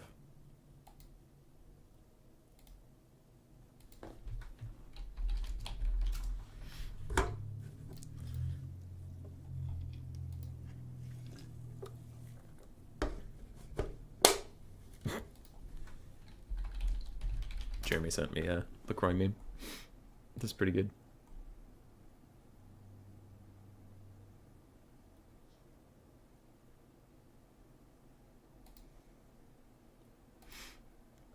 Alrighty. Here we go. I still think they should reverse the cost nerf Khorne got in Game 3 when there was only the Game 3 factions. Are you talking about... I'm a little confused, because jog my memory on that one. Are you saying Khorne got cheaper and shouldn't have, or Khorne is more expensive and shouldn't be? Because I definitely think Khorne needs some cost reductions on some of their more baseline units. Because Fleshhounds are good, Minotaurs are good. Skull Crushers and Blood Crushers are mixed, depending on how they do, but if they perform correctly, then they're pretty good. Khorne's... well, not their lords are good. They have 2 lords that are fine. But their base infantry are really bad for some reason. Which I think they need better infantry. I would rather have them have better infantry than cheaper infantry, but either way. Scarbrand can really wreck infantry on the charges if he aims at the units in the middle. True.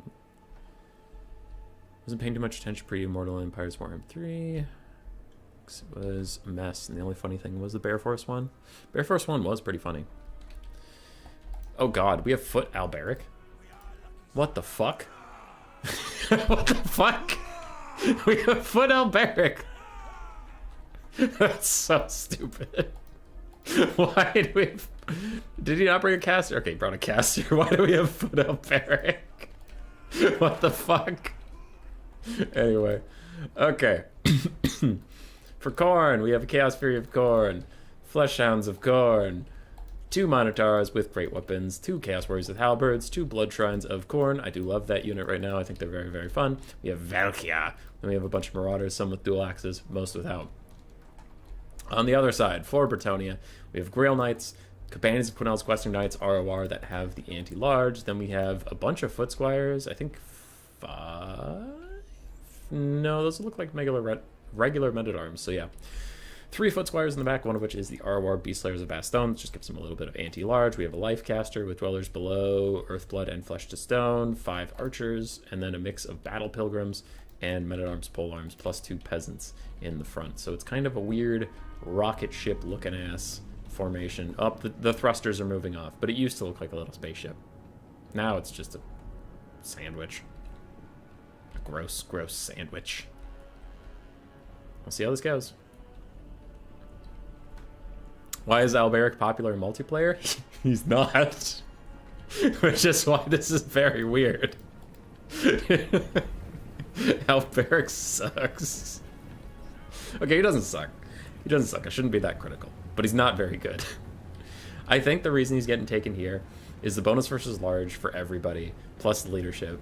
Plus, he has a discouraged thing on his Wrath of Manon, so you could maybe get demons to crumble quicker. And this is the dying days of the patch where being on foot makes you tankier, because I promise you, if this was on 3.0, that bitch would be dead so fast. 4,000 HP on foot with only 40 melee defense, you're not going to make it very far. Spear Slap near cast almost takes out one Peasant Bowman entirely. In fact, it does actually get them to rout. Nope, they rally in time. But yeah, so I think he's just trying to take him on foot so that Khorne can't hit him effectively and Lord Snipe him at all, but that won't work on the next patch. So this is a showcase for anybody for why I'm so excited about patch 3.0, because it's actually going to be fucking meta. Metal, sorry. The meta will shift a lot. Because you can't just go for a cheap Lord and know they won't die due to bugs and stuff. If you go a cheap Lord, it's actually a significant risk that they just get sniped out, which is fine. I mean, that's the risk you take. But if you spend more money on them and put them on good mounts or give them higher HP pools, then they can actually survive. His Trident should be good versus the Chaff, and the AoE bonus versus Large is good. That is true. So the Khorne Chariot is in. I've been talking up these things a pretty good deal recently, so I do kind of need them to do well, because if they perform poorly, then I'm just a big old lying liar face, and I don't want to be that. I don't want to be that guy. Chaos Fury is diving in, finishing off the Peasant Bowmen that were already wounded, but rear charges from the Companions, Quinels, and the Grail Knights are going to finish them off very, very quickly. They're only infantry size, so the Grail Knights, bonus versus large isn't going to help them that much, but their magic damage should do quite nicely. Actually, a lot of the Chaos Furies get away. Some of them are still on the ground, kind of intermixed in these Grail Knights, but they're just not hitting them the best. Another big change that's coming out in 3.0 is just responsiveness of units that fly and units that are fighting flying units. Ooh, this is a bad situation for the Blood Shrine of Khorne to be in. It needs to get out of here, unless those Minotaurs countercharge. Yeah, it looks like actually the Bretonnians are just going to pull back because they don't want to get countercharged by those Minos. It's not worth it. Grail Knights pulling away from Valkia. Ooh, yeah. Okay, so Caradoc, Bretonnian player. Caradoc is worried about these Minotaurs, so he is just trying to not get rear charged for free. But he is having a tough time actually getting out of here. Now, Fleshhounds and the Minotaurs of Khorne, with the Horn of Khorne popped, 79 melee attack plus 28 bonus versus large. They're going to hit these Companions Quinels every time they swing. That could be a bad time for Bretonnia. And if they lose both of their knights, like the Grail Knights are also getting their asses handed to them a bit, could be a terrible, terrible time for Bretonnia. Now that being said, actually the Minotaurs took more damage than I would have assumed, and oh, we're fighting in the Beast Slayers. Okay, so there are anti-large halberds just sitting right underneath these Minos, and that's why they're taking so much damage. Grail Knights are just going to hold on for a little bit while that happens. Meanwhile, the front line, Bretonnia is holding stronger than you would think versus Khorne, and that's kind of why I said Khorne infantry sucks ass. I did say that. You can rewind it. I said it, and I meant it. So the fact that peasants and battle pilgrims are holding up to the front line of Khorne is a little sad, to be honest. We are going to get a Dwellers Below. It was kind of trying to be a cheeky 2-for-1. It is just going to catch that halberd, but still should be a good cast overall. Because Khorne can't really avoid it. They're surrounded on all sides over there. Minos are pushed off. Grail Knights chilling, healthy. Spear Slapnir trying to snipe out some of the archers that are coming back. I maybe should have saved that for the Beast Slayers of Baston. Maybe not used it on the archers, but we'll see. Finals still didn't start. This is finals, Mr. Teufel.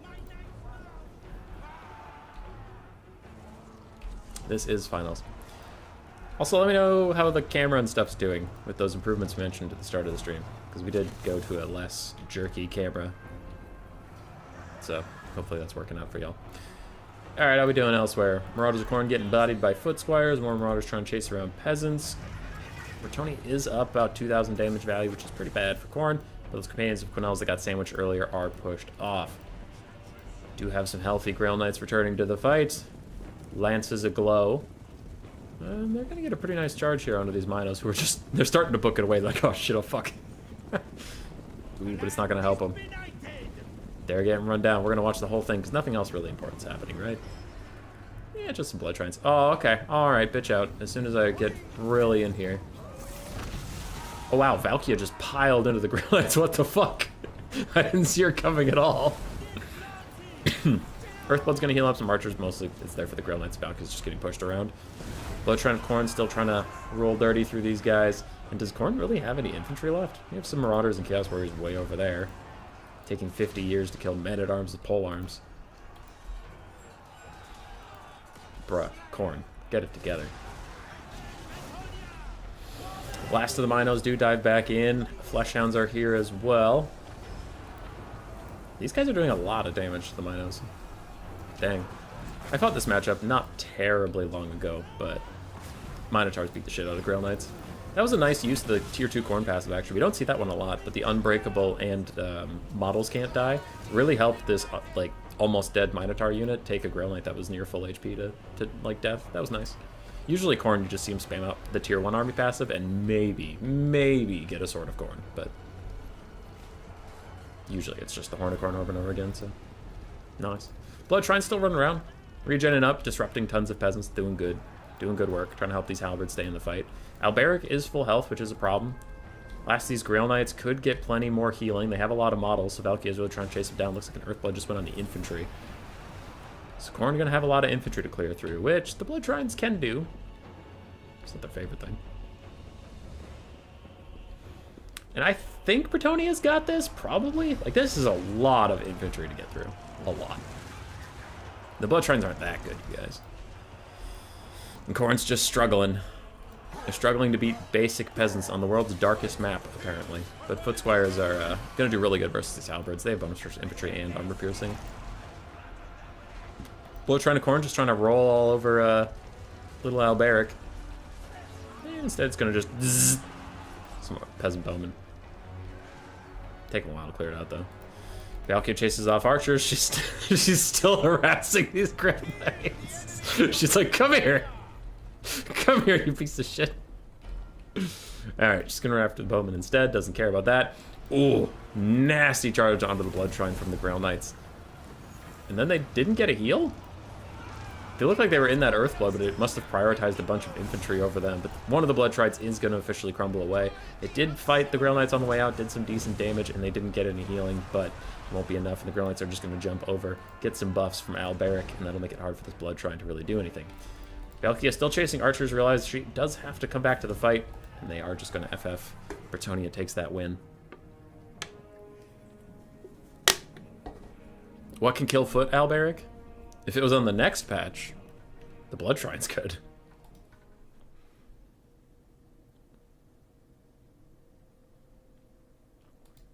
Alright. You never had problems with the old camera? Do you have problems with this camera? Because it's just smoother. Like, it's just less jumpy when I move it around. Alright. 1200 for Valkia. Oof. 200 for Minotaur Khorne. Something happened to him. 1200 on the other one. Blood Shrines. Both actually did pretty well. This one just about paid for itself when it died, and this one 700 and still had plenty of HP, but there was just a surrender when the game was clearly over. Halberds mixed, Fleshhounds did well, Furies mixed, and Marauders of Khorne mixed, but overall terrible. God, I hate Marauders of Khorne. The trash. Alberic, 500 value, but he did just run around and give bonus for Slarge, so good for you, little buddy. Pans of Quinels did fine, Grail Knights did fantastically. Damsel did alright, then the infantry of Bretonnia, pretty good values across the board. Archers did okay. And yeah, it's GG. It's GG. That is a win for Caradoc, also known as VM2.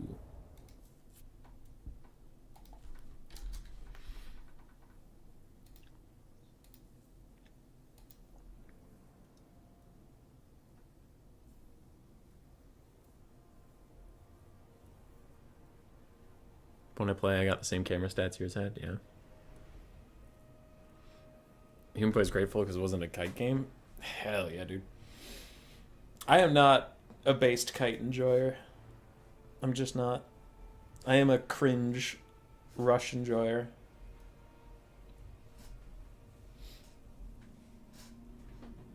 Kite's poopy. It's a viable play mode. It's sometimes a smart strategy to do. It's difficult to pull off. Those are not things I'm disputing. I just don't like watching it. And that's okay. You're allowed to not like things. La Kringa.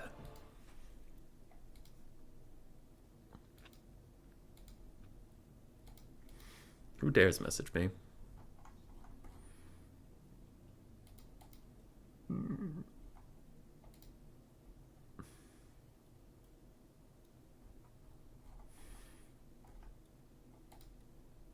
Somebody's shit-talking Puss in Boots The Last Wish in my server, and that's not allowed.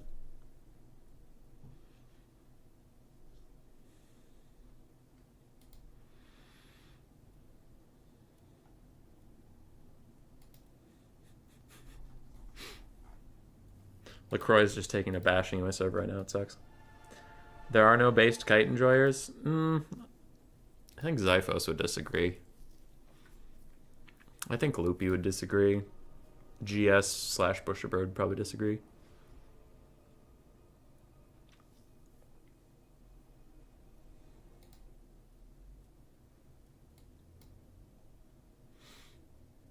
Dude, I haven't boxed in a long time. I played Cathay on this stream, got my ass kicked, but I did not box.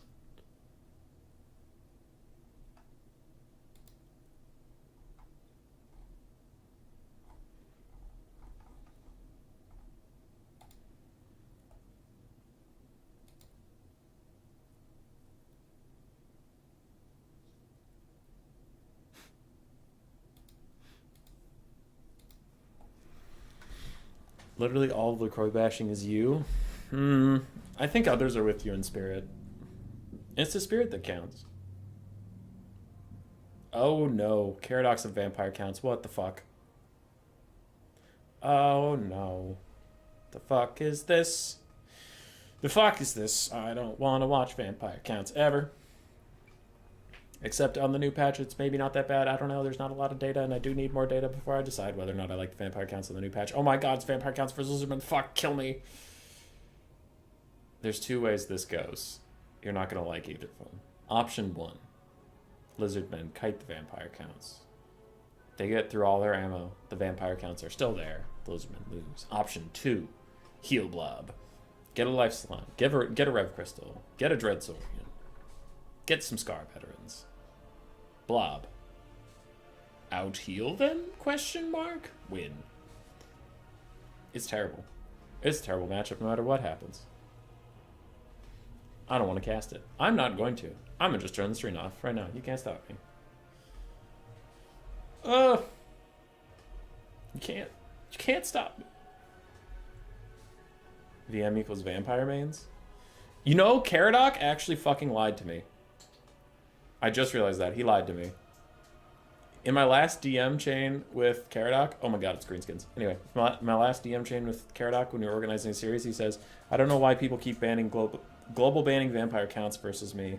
I think they're just scared of void lulls because I don't really play vampire counts. And then he plays vampire counts on my stream the next... Yeah, I played him yesterday. The next day. You fucking liar! You paint thumbnails back there? Yeah. This is actually just a nice place for my hands to rest. That could be said about all VC matchups. I will say, when vampire counts aren't overtuned as fuck, I enjoy Empire versus vampire counts.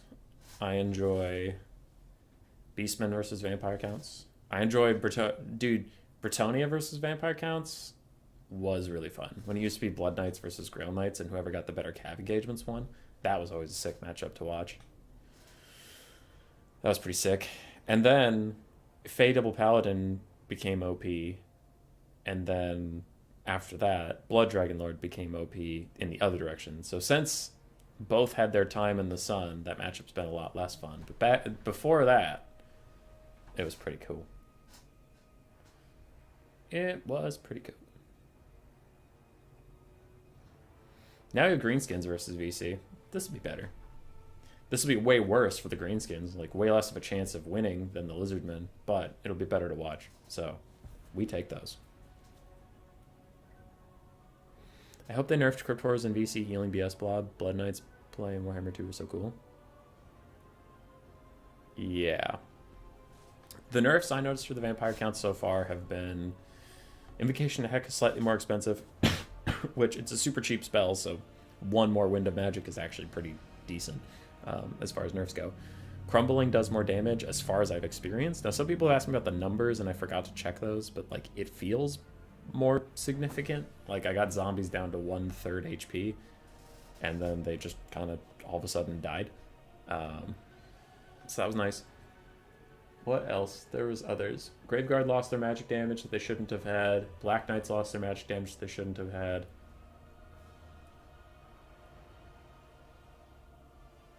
I think that's all I noticed so far. I checked the Blood Dragon Lord. He's still kind of nuts. He's still absolutely nuts.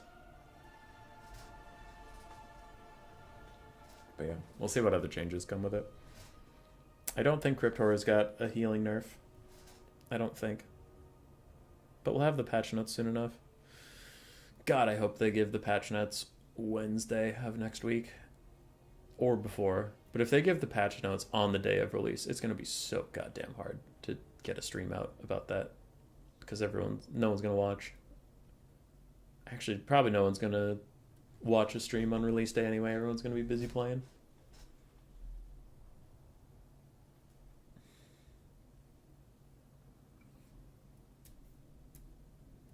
What up, Lysini? How you doing?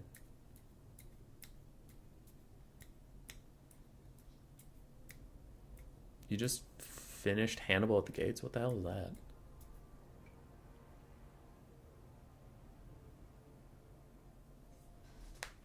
Beating Romano with some fava beans and a nice Chianti. Oh, I'm guessing the actor that played Hannibal Lecter. Oh, wait, no. Hannibal, so you're just talking about Hannibal Lecter. Okay, cool. Release day is Verm League time? I could do that. I just know that, like, on release, stream viewership's going to be down because most people are going to be playing, not watching. You'll be working, so you'll be watching? Hell yeah. I don't own this game, so if I'm not working, I will watch.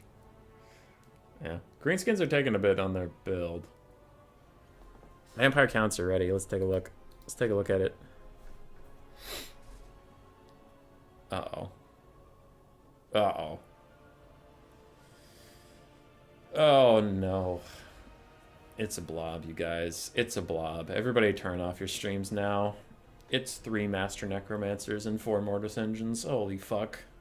I didn't even know that was legal.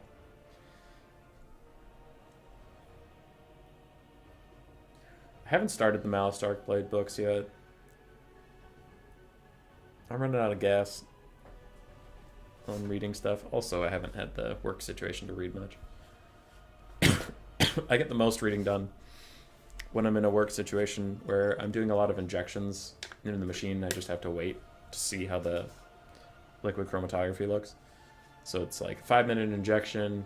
I can read a page and then look up if it looks good, tinker with it a bit, add a minute here or there, hit inject again, read a bit, look up. So I get reading done on days like that, but it's not been those days. After the stream, I gotta go back into work and see if the machines are available so I can run a stability tray and make sure my assay is consistent. Alright. Is this going to be the last game, or will the Greenskins pull out an upset and take us to a game 3? If it is the last game, thank God, because I hate casting video games. Also, positive thing, positive thing, positive thing, positive thing. Tomorrow I don't have a stream because I'm hanging out with some friends. Sunday I will have a stream. I am not sure how long it's going to be or how good it's going to be. But on Sunday, we are going to be checking out the new survival modes in the patch. That's going to be a patch stream, okay? I know I haven't done any early access streams, but on Sunday, you can mark your calendars. We are doing a patch stream, doing the infinite survival battles and checking those out. And since we're doing infinite survival battles, I can also take some of the Chaos Dwarf stuff. I can take some of the buffed units and really play around with those. So that should be a fun stream. It might get promoted by CA. I submitted it because they're doing this like promotion event thing, and I signed up for that. They said a maybe, so we'll see if they promote it or not. But yeah, that'll be on the beta. So if you have any beta questions, that would be a good day to ask them, because I can, if you're like, are Famir good now? I'll throw them in my build, and you can compare their stats to your stats on live, and you can see if there's a difference, right? So there'll be a bit of that. But yeah, so Sunday we'll do a stream on the new patch. So okay, let's do this.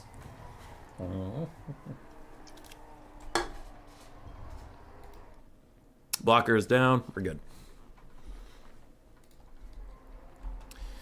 What if Lizardmen rush into counts? With just infantry, they'll get ground down. They really need to abuse single entities to win that in the melee fight. But For the green beans, we do have a front line of goblins. Wow, savage orcs. Savage orcs, savage orc biggins, squig herds, 2 stone trolls, a black orc big boss to provide ITP aura for the stone trolls.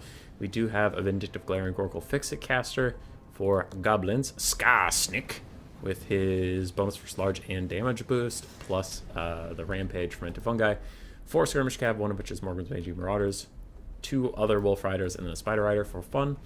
On the side of the vampire counts, it's actually a pretty old school, non-degenerate build. We have some skeletons, skeleton spearmen, skeleton warriors. We have zombies across the front line, blood knights, vargulf, blood dragon, vampire lord with his usual spells. Also wind of death in case of a black orc box. A white king with only scab scraith, 1 graveguard with great weapons in case of black orcs, 2 crypt horrors, and a necromancer. But it's not, you know, it's not 4 crypt horrors, a bunch of zombies, as much passive healing as possible and all that stuff. It's as far as vampire counts builds go, pretty honorable.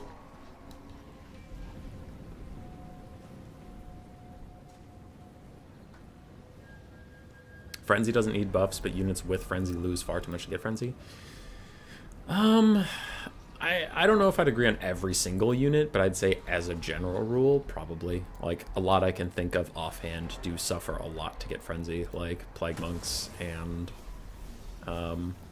Savage Orcs of any kind and stuff like that. But like, Marauder Berserkers are really strong units. Not OP, but they're strong, and they get Frenzy, so I do think it's a unit-by-unit case. Anyway, Caradoc is adopting, again, he said he doesn't play vampire counts, and yet he knows the top pro plays where you put your zombies in a vertical column formation so they take less damage over time, so they last longer. They'll deal way less damage, but also you don't bring a zombie to deal damage, so I'm calling bullshit that he doesn't play vampire counts. He lied to me. Stone Trolls charge forward. The Blood Dragon Lord thinks about landing on them, so he's just going to summon a zombie and walk away. He maybe could have got something done there because the Black Orc Big Boss wasn't nearby. Without his ITP, those trolls could actually route pretty quickly. Where is the Black Orc Big Boss? There he is. Yeah, they're retreating back to him because they want his ITP. Blood Knights get a downhill charge onto the Goblin Wolf Riders, and that is the most one-sided matchup I've ever seen in my life, but a counter charge from Stone Trolls should do pretty well. And yeah, they are ITP here. Spite of the bad moon on them as well, they are just kicking tons of ass. Those Blood Knights are down to half HP. Gorkle Fix It even slows them down, but they get an invocation hack trying to heal them back up to full. Meanwhile, elsewhere, the Greenskins are doing fine. They're generally happy with how this is going. Just focusing on this blob fight, they're winning it. So the vampire counts do need to inundate more of their lines. It looks like they're moving up to do so now with the White King and the Crypt Horrors and all that stuff. So good for them. Blood Knights actually get rampaged back in. So that is going to be a straight-up dead Blood Knight and a pretty huge win for the Greenskins at the start of this game. Blood Dragon Lord might be lining up a breath attack, not sure, but he has to do something, otherwise his Blood Knights are just going to be dead. And a Waz popped. With that, the Stone Trolls are just too juiced on stats. Those Blood Knights are for sure gone. I can't see them surviving through all this. Vargulf's coming in now, but he might just be next on the chopping block. Blood Knight's officially dead. Thunderwolf and the Greenskins are up quite a bit on damage value. And a lot of units are disintegrating away. Some of them are zombie summons, but still. Savage Orc Biggins and Savage Orcs just kind of going wild in the backfield. Skirmish Cav trying to fire in on the Crypt Horrors, but they don't really have the raw DPS to get through the Crypt Horrors. Still, poke is poke, you'll get good damage out. Crypt Horrors don't like being shot with any type of arrows, regardless of their strength. Yeah, I'm a little concerned. I also don't like this at all. The Necromancer, for some reason, is on a corpse cart, but he's also sitting in the backfield. If you're going to take him on a corpse cart, he needs to be up at the front line, giving that Vigor Mortis buff to your whole front line. And if he's just going to sit in the back, put him on foot, save money. I don't know why he was taken on a corpse cart, but then left really far away. Savage Orc Biggins lose about a third of their HP to a breath attack. Other than that, they are doing fine. And BC having a tough time. This Blood Dragon Lord is like a quarter of their army's cost, and he hadn't landed yet, so he does need to get more aggressive if he's going to win this game. Nice Scab Scraith onto the Savage Orc Biggins. Squigs are still tearing some stuff down. Graveyard of Great Weapon's about to be inundated with Stone Trolls and a Black Orc Big Boss. Yeah, Greenskin's feeling good. Now this could get shaky pretty fast if the Blood Dragon Lord is able to snipe Skarsnik or the Caster, one of those two Gobbo characters. It looks like the White King's just booking it after the Night Goblin Shaman. But without the magic support or the leadership, Stone Trolls could be easily routed. Even with high TP, I mean, their leadership's 45, so you could just naturally route them too. So far, going pretty bad for the Undead, though. Just starting to get through the middle of the front line. Both flanks, they're losing significantly. It's not like they have archers or anything they're defending. It's you win the melee fight or you lose the whole game, as the counts. Fucked up animation as the Blood Dragon Lord starts to take off. This says, never mind. And just runs forward. But yeah, Greenskins rolling over the whole formation. They are coming over now. VC have ended up in a bit of a blob, and he's going to overcast Invocation and Hack on some of those units. But I mean, some of that heal is going on to like Skeleton Spearmen. It's not a huge deal.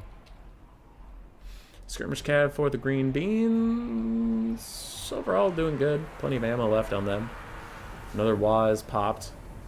As, ooh, Stone Trolls are trying to surround the Necromancer, but this could be a mistake. If they get rear charged by... Ooh, Breath Attack, actually. If they get Breath Attacked and then rear charged over here, you could have a mass route, and then there's no way that the Vampire Counts are going to let you, like, survive. They'll just follow you off the rest of the map. A zombie summon to give a flank penalty. Big charge in. Let's see if the Black Orc Big Boss's leadership can hold. Looks like Stone Trolls are trying to opt out. Blood Dragon Lord can't really shit or get off the pot here. He lands onto Black Orc Big Boss, gets a pretty big chunk, and then starts waddling. But even with the ITP, man, these guys' leadership's down to 24. Barely scuttling away here. Somehow the Vampire Count units all just stopped, which is a little strange. Blood Dragon Lord, I wouldn't be shocked if there was a fermented fungi for him soon. Lowering his melee defense down to like 12, and then being surrounded by Stone Trolls would be a terrible time for you. But looks like the Greenskins aren't really going to go for that type of play. Vargulf and Cryptor is just trying to chase these Stone Trolls around. And Van Hell's Dance Macabre giving them all more melee attack and speed to really try and punish these Stone Trolls. The rest of the Greenskin force is a little spread out. They are coming in from all sides to try and help with this fight a bit. Skarsnik getting abandoned. But that's kind of his thing. That's his deal. He likes to be out here on his own. I think he's trying to distract the Vampire Counts to give his Stone Troll some time to work. But you can see this one, negative 20 leadership. Even with the ITP, he's probably going to rout. There goes one half of the Stone Trolls. The other Stone Troll, negative leadership for just a second. Then he comes back to positive. And the Black Orc Big Boss is getting worked on. All of a sudden, the Vampire Counts feeling a little stronger in this game. But they don't have anything available to chase off this Stone Troll. So I do wonder if it just comes back. There's the fermented fungi we mentioned, but there's really not the saturation to do a ton of damage to him. I guess there's some squigs, I guess. But both trolls are routing at this point. I do wonder if any Crypt Horrors will be dedicated to chasing off the trolls, or if they're all just going to commit to this blob fight. Now, for the Greenskins' sake, they are committing a lot of their skirmish cavalry to shooting at the Blood Dragon on the ground. He is down to half HP or so, but he has plenty of healing he can give himself, so it's not like they're going to be able to punish him long term. Oof. Alright, do the Counts chase off the Stone Trolls or not? Let's find out on the next episode of Dragon Ball Z. Meanwhile, the White King is running into the forest, which is really strange. I have to think that he killed the Night Goblin Shaman up there. Okay, so while those things are chasing, I'm going to look for a dead body in the woods. Hello? I don't see a dead Shaman, so I don't know where he went. Maybe he's alive. Maybe he's living his best life. One Crypt Horror is dedicated to chasing down the Stone Trolls. Blood Dragon Lord is dedicated to chasing down the other one. That is a pretty huge play.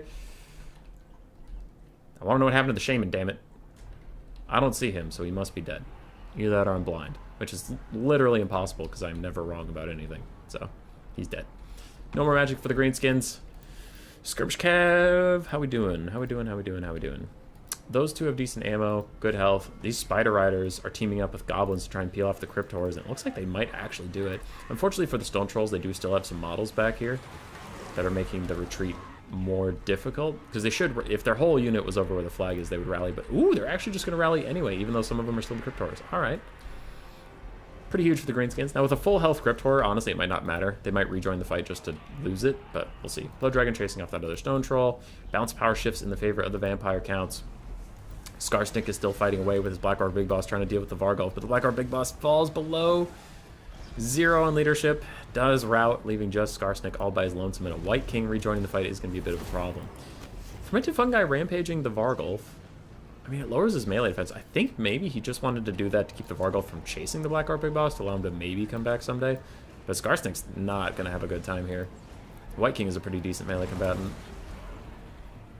Oh, those are Savage Orc Biggins! Oh, this could actually be huge. Okay, Savage Orc Biggin's rejoining the fight. Vargulf fucks off, as he should, but that corpse guard is probably dead. Cryptor is getting low. Vargulf's heal cap is also within sight. Blood Dragon Lord's still busy chasing off those Stone Trolls. And over here, these Stone Trolls are going to opt out of the fight with the Cryptors. So are the Spider Riders, who somehow haven't broken yet. I'm kind of surprised about that. Now their leadership goes negative, but it looks like they'll actually rally. But the Karnakstein Stalkers and the Cryptors can't really chase down the Stone Trolls. Maybe 50 speed to 46. Okay, maybe the Cryptor is good. But the Savage Orc Biggins, coming out of left field, are going to dumpster down this Necromancer.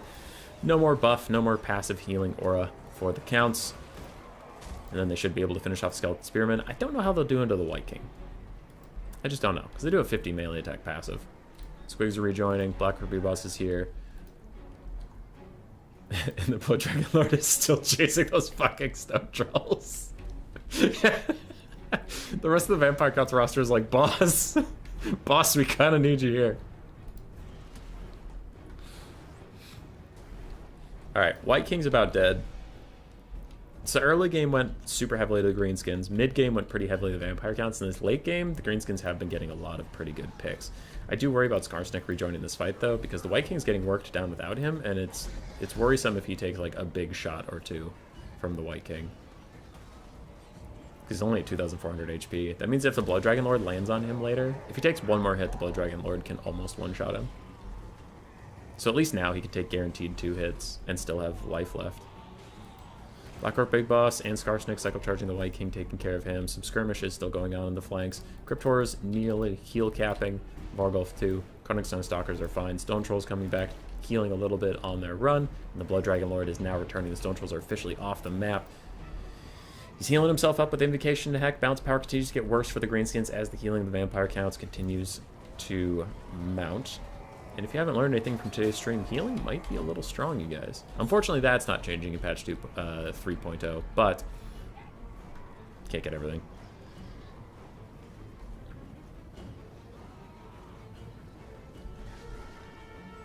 I'm back yet again. Hey, Fat Kid at Recess. Imagining dwarves getting even slower and higher melee defenses, they lose health. Call the ability Stubbornness. Well, that would be dumb. Chose profit over human rights, and they lost their Chinese market anyways. Oh, the Blizzard stuff? Yeah, Blizzard fucked up, dude. Blizzard fucked up.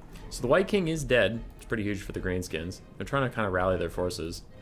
For the Counts, their Vargulf still is healing up. Cryptors are fine. They have the Karnakstein Stalkers, but I don't know what's going to deal with a full health Blood Dragon Lord. I don't know what's going to stop this man. Probably nothing.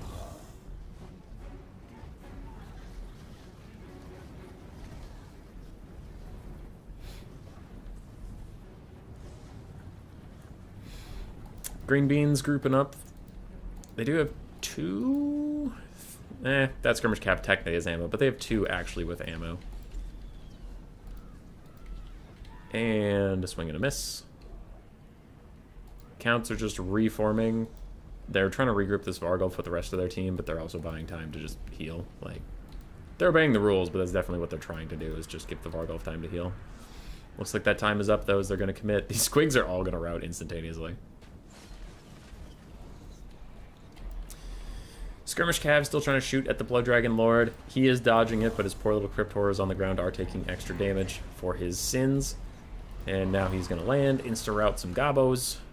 Maybe the Morgan's Ranging Marauders can make him pay for this a little bit. I would kind of like to see some of these Skirmish Cav that just can't hit him focus on the Cryptors, especially this one that's almost heal capped. It is heal capped. So now any damage you hit it with sticks, and it only has 30 freaking armor, so you can kill it pretty easily. The Vargulf has tons of healing left. Shooting at him is not going to be super effective. Savage Orc Biggins join the fight. They get the Spite of the Bad Moon, bonus versus large, plus all the damage, but pretty big breath attack from the Vampire Caster does take him down to half HP, and the Savage Orc Biggin is the last real DPS material that we have. Black Orc Big Boss runs in, immediately gets shattered, and without him there is no ITP for the Stone Trolls anymore, so they could get terror out as the Blood Dragon Lord is going to land on top of Skarsnik. Skarsnik's trying to hold on. He's trying to keep his Stone Trolls in the fight. Big shot onto him is going to rout him, and as soon as he routs, yep, Stone Trolls are going to terror out. Army losses hits. The Vampire Counts win again.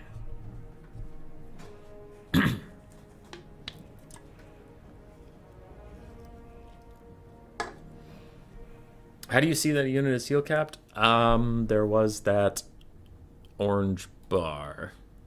Hang on. 1485 on the Stone Troll, 722 there, so that was fine. Savage Orc Biggins, mixed value. Skirmish Cav, overall pretty good value. Squigs did fine. Gobos did okay. Blood Dragon Lord 2050. Blood Knights got instantly murdered, but didn't really matter. White King did great. Crypt Horrors did fantastically. Skeletons were around, they did good stuff, and Vargolf also did fine. GG. GG well played to Caradoc. Good wins. Nice 2-0. And I'm just going to show you the heal cap thing, but that'll be it for today's stream. I'm just getting rid of the scorecard. Oh no, I deleted Warhammer 3. I didn't delete the thing. Hold on. So yeah, I will have a stream Sunday on the beta patch, so you can see some stuff there. And then I have Wednesday of next week, we have a new player tournament back on the live patch, and then after that it's all Chaos Dwarves all day. Dun, dun, dun, dun, dun, dun, dun. King 3, it only appears after you hit the max health. Yeah. Dun, dun, dun. I wonder if the Blood Knights even hit it.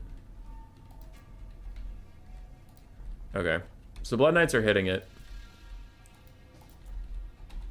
You see on the Blood Knights health bar on the left-hand side of my screen, you can see it in the game too, but just look over here to the left. You see that orange bar that's just sitting there? That's their heal cap. See how it's going down with their health bar? That's the maximum they could possibly heal.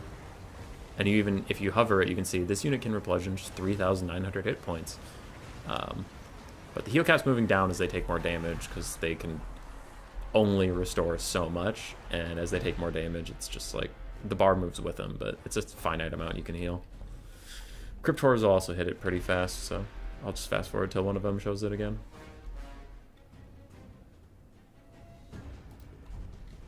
So this Crypt Horror, you see how there's no giant bar there? It's going to appear pretty soon because they're taking a lot of damage.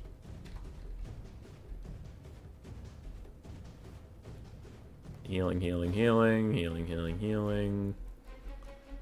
Healing, healing, healing. Dun, dun, dun, dun. Dun, dun, dun, dun, dun. What the fuck is it? They've been healing forever. There it is. There's the bar. It's going to come down and down and down and down. So that's how you figure out what a heal cap is. It's just, there's this big orange bar, and you can kind of see it on their little thing right there, but it's much easier to see it when you just click on them. That's on the left side of your screen.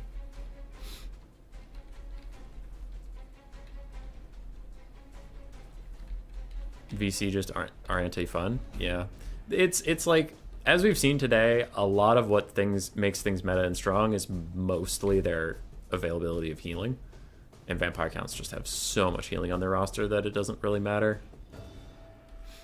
But when I say hit their healing cap, if they hit that bright orange bar, that number is going to stop moving. So you can see now. Any damage they take just sticks because they can't possibly heal anymore. They're done.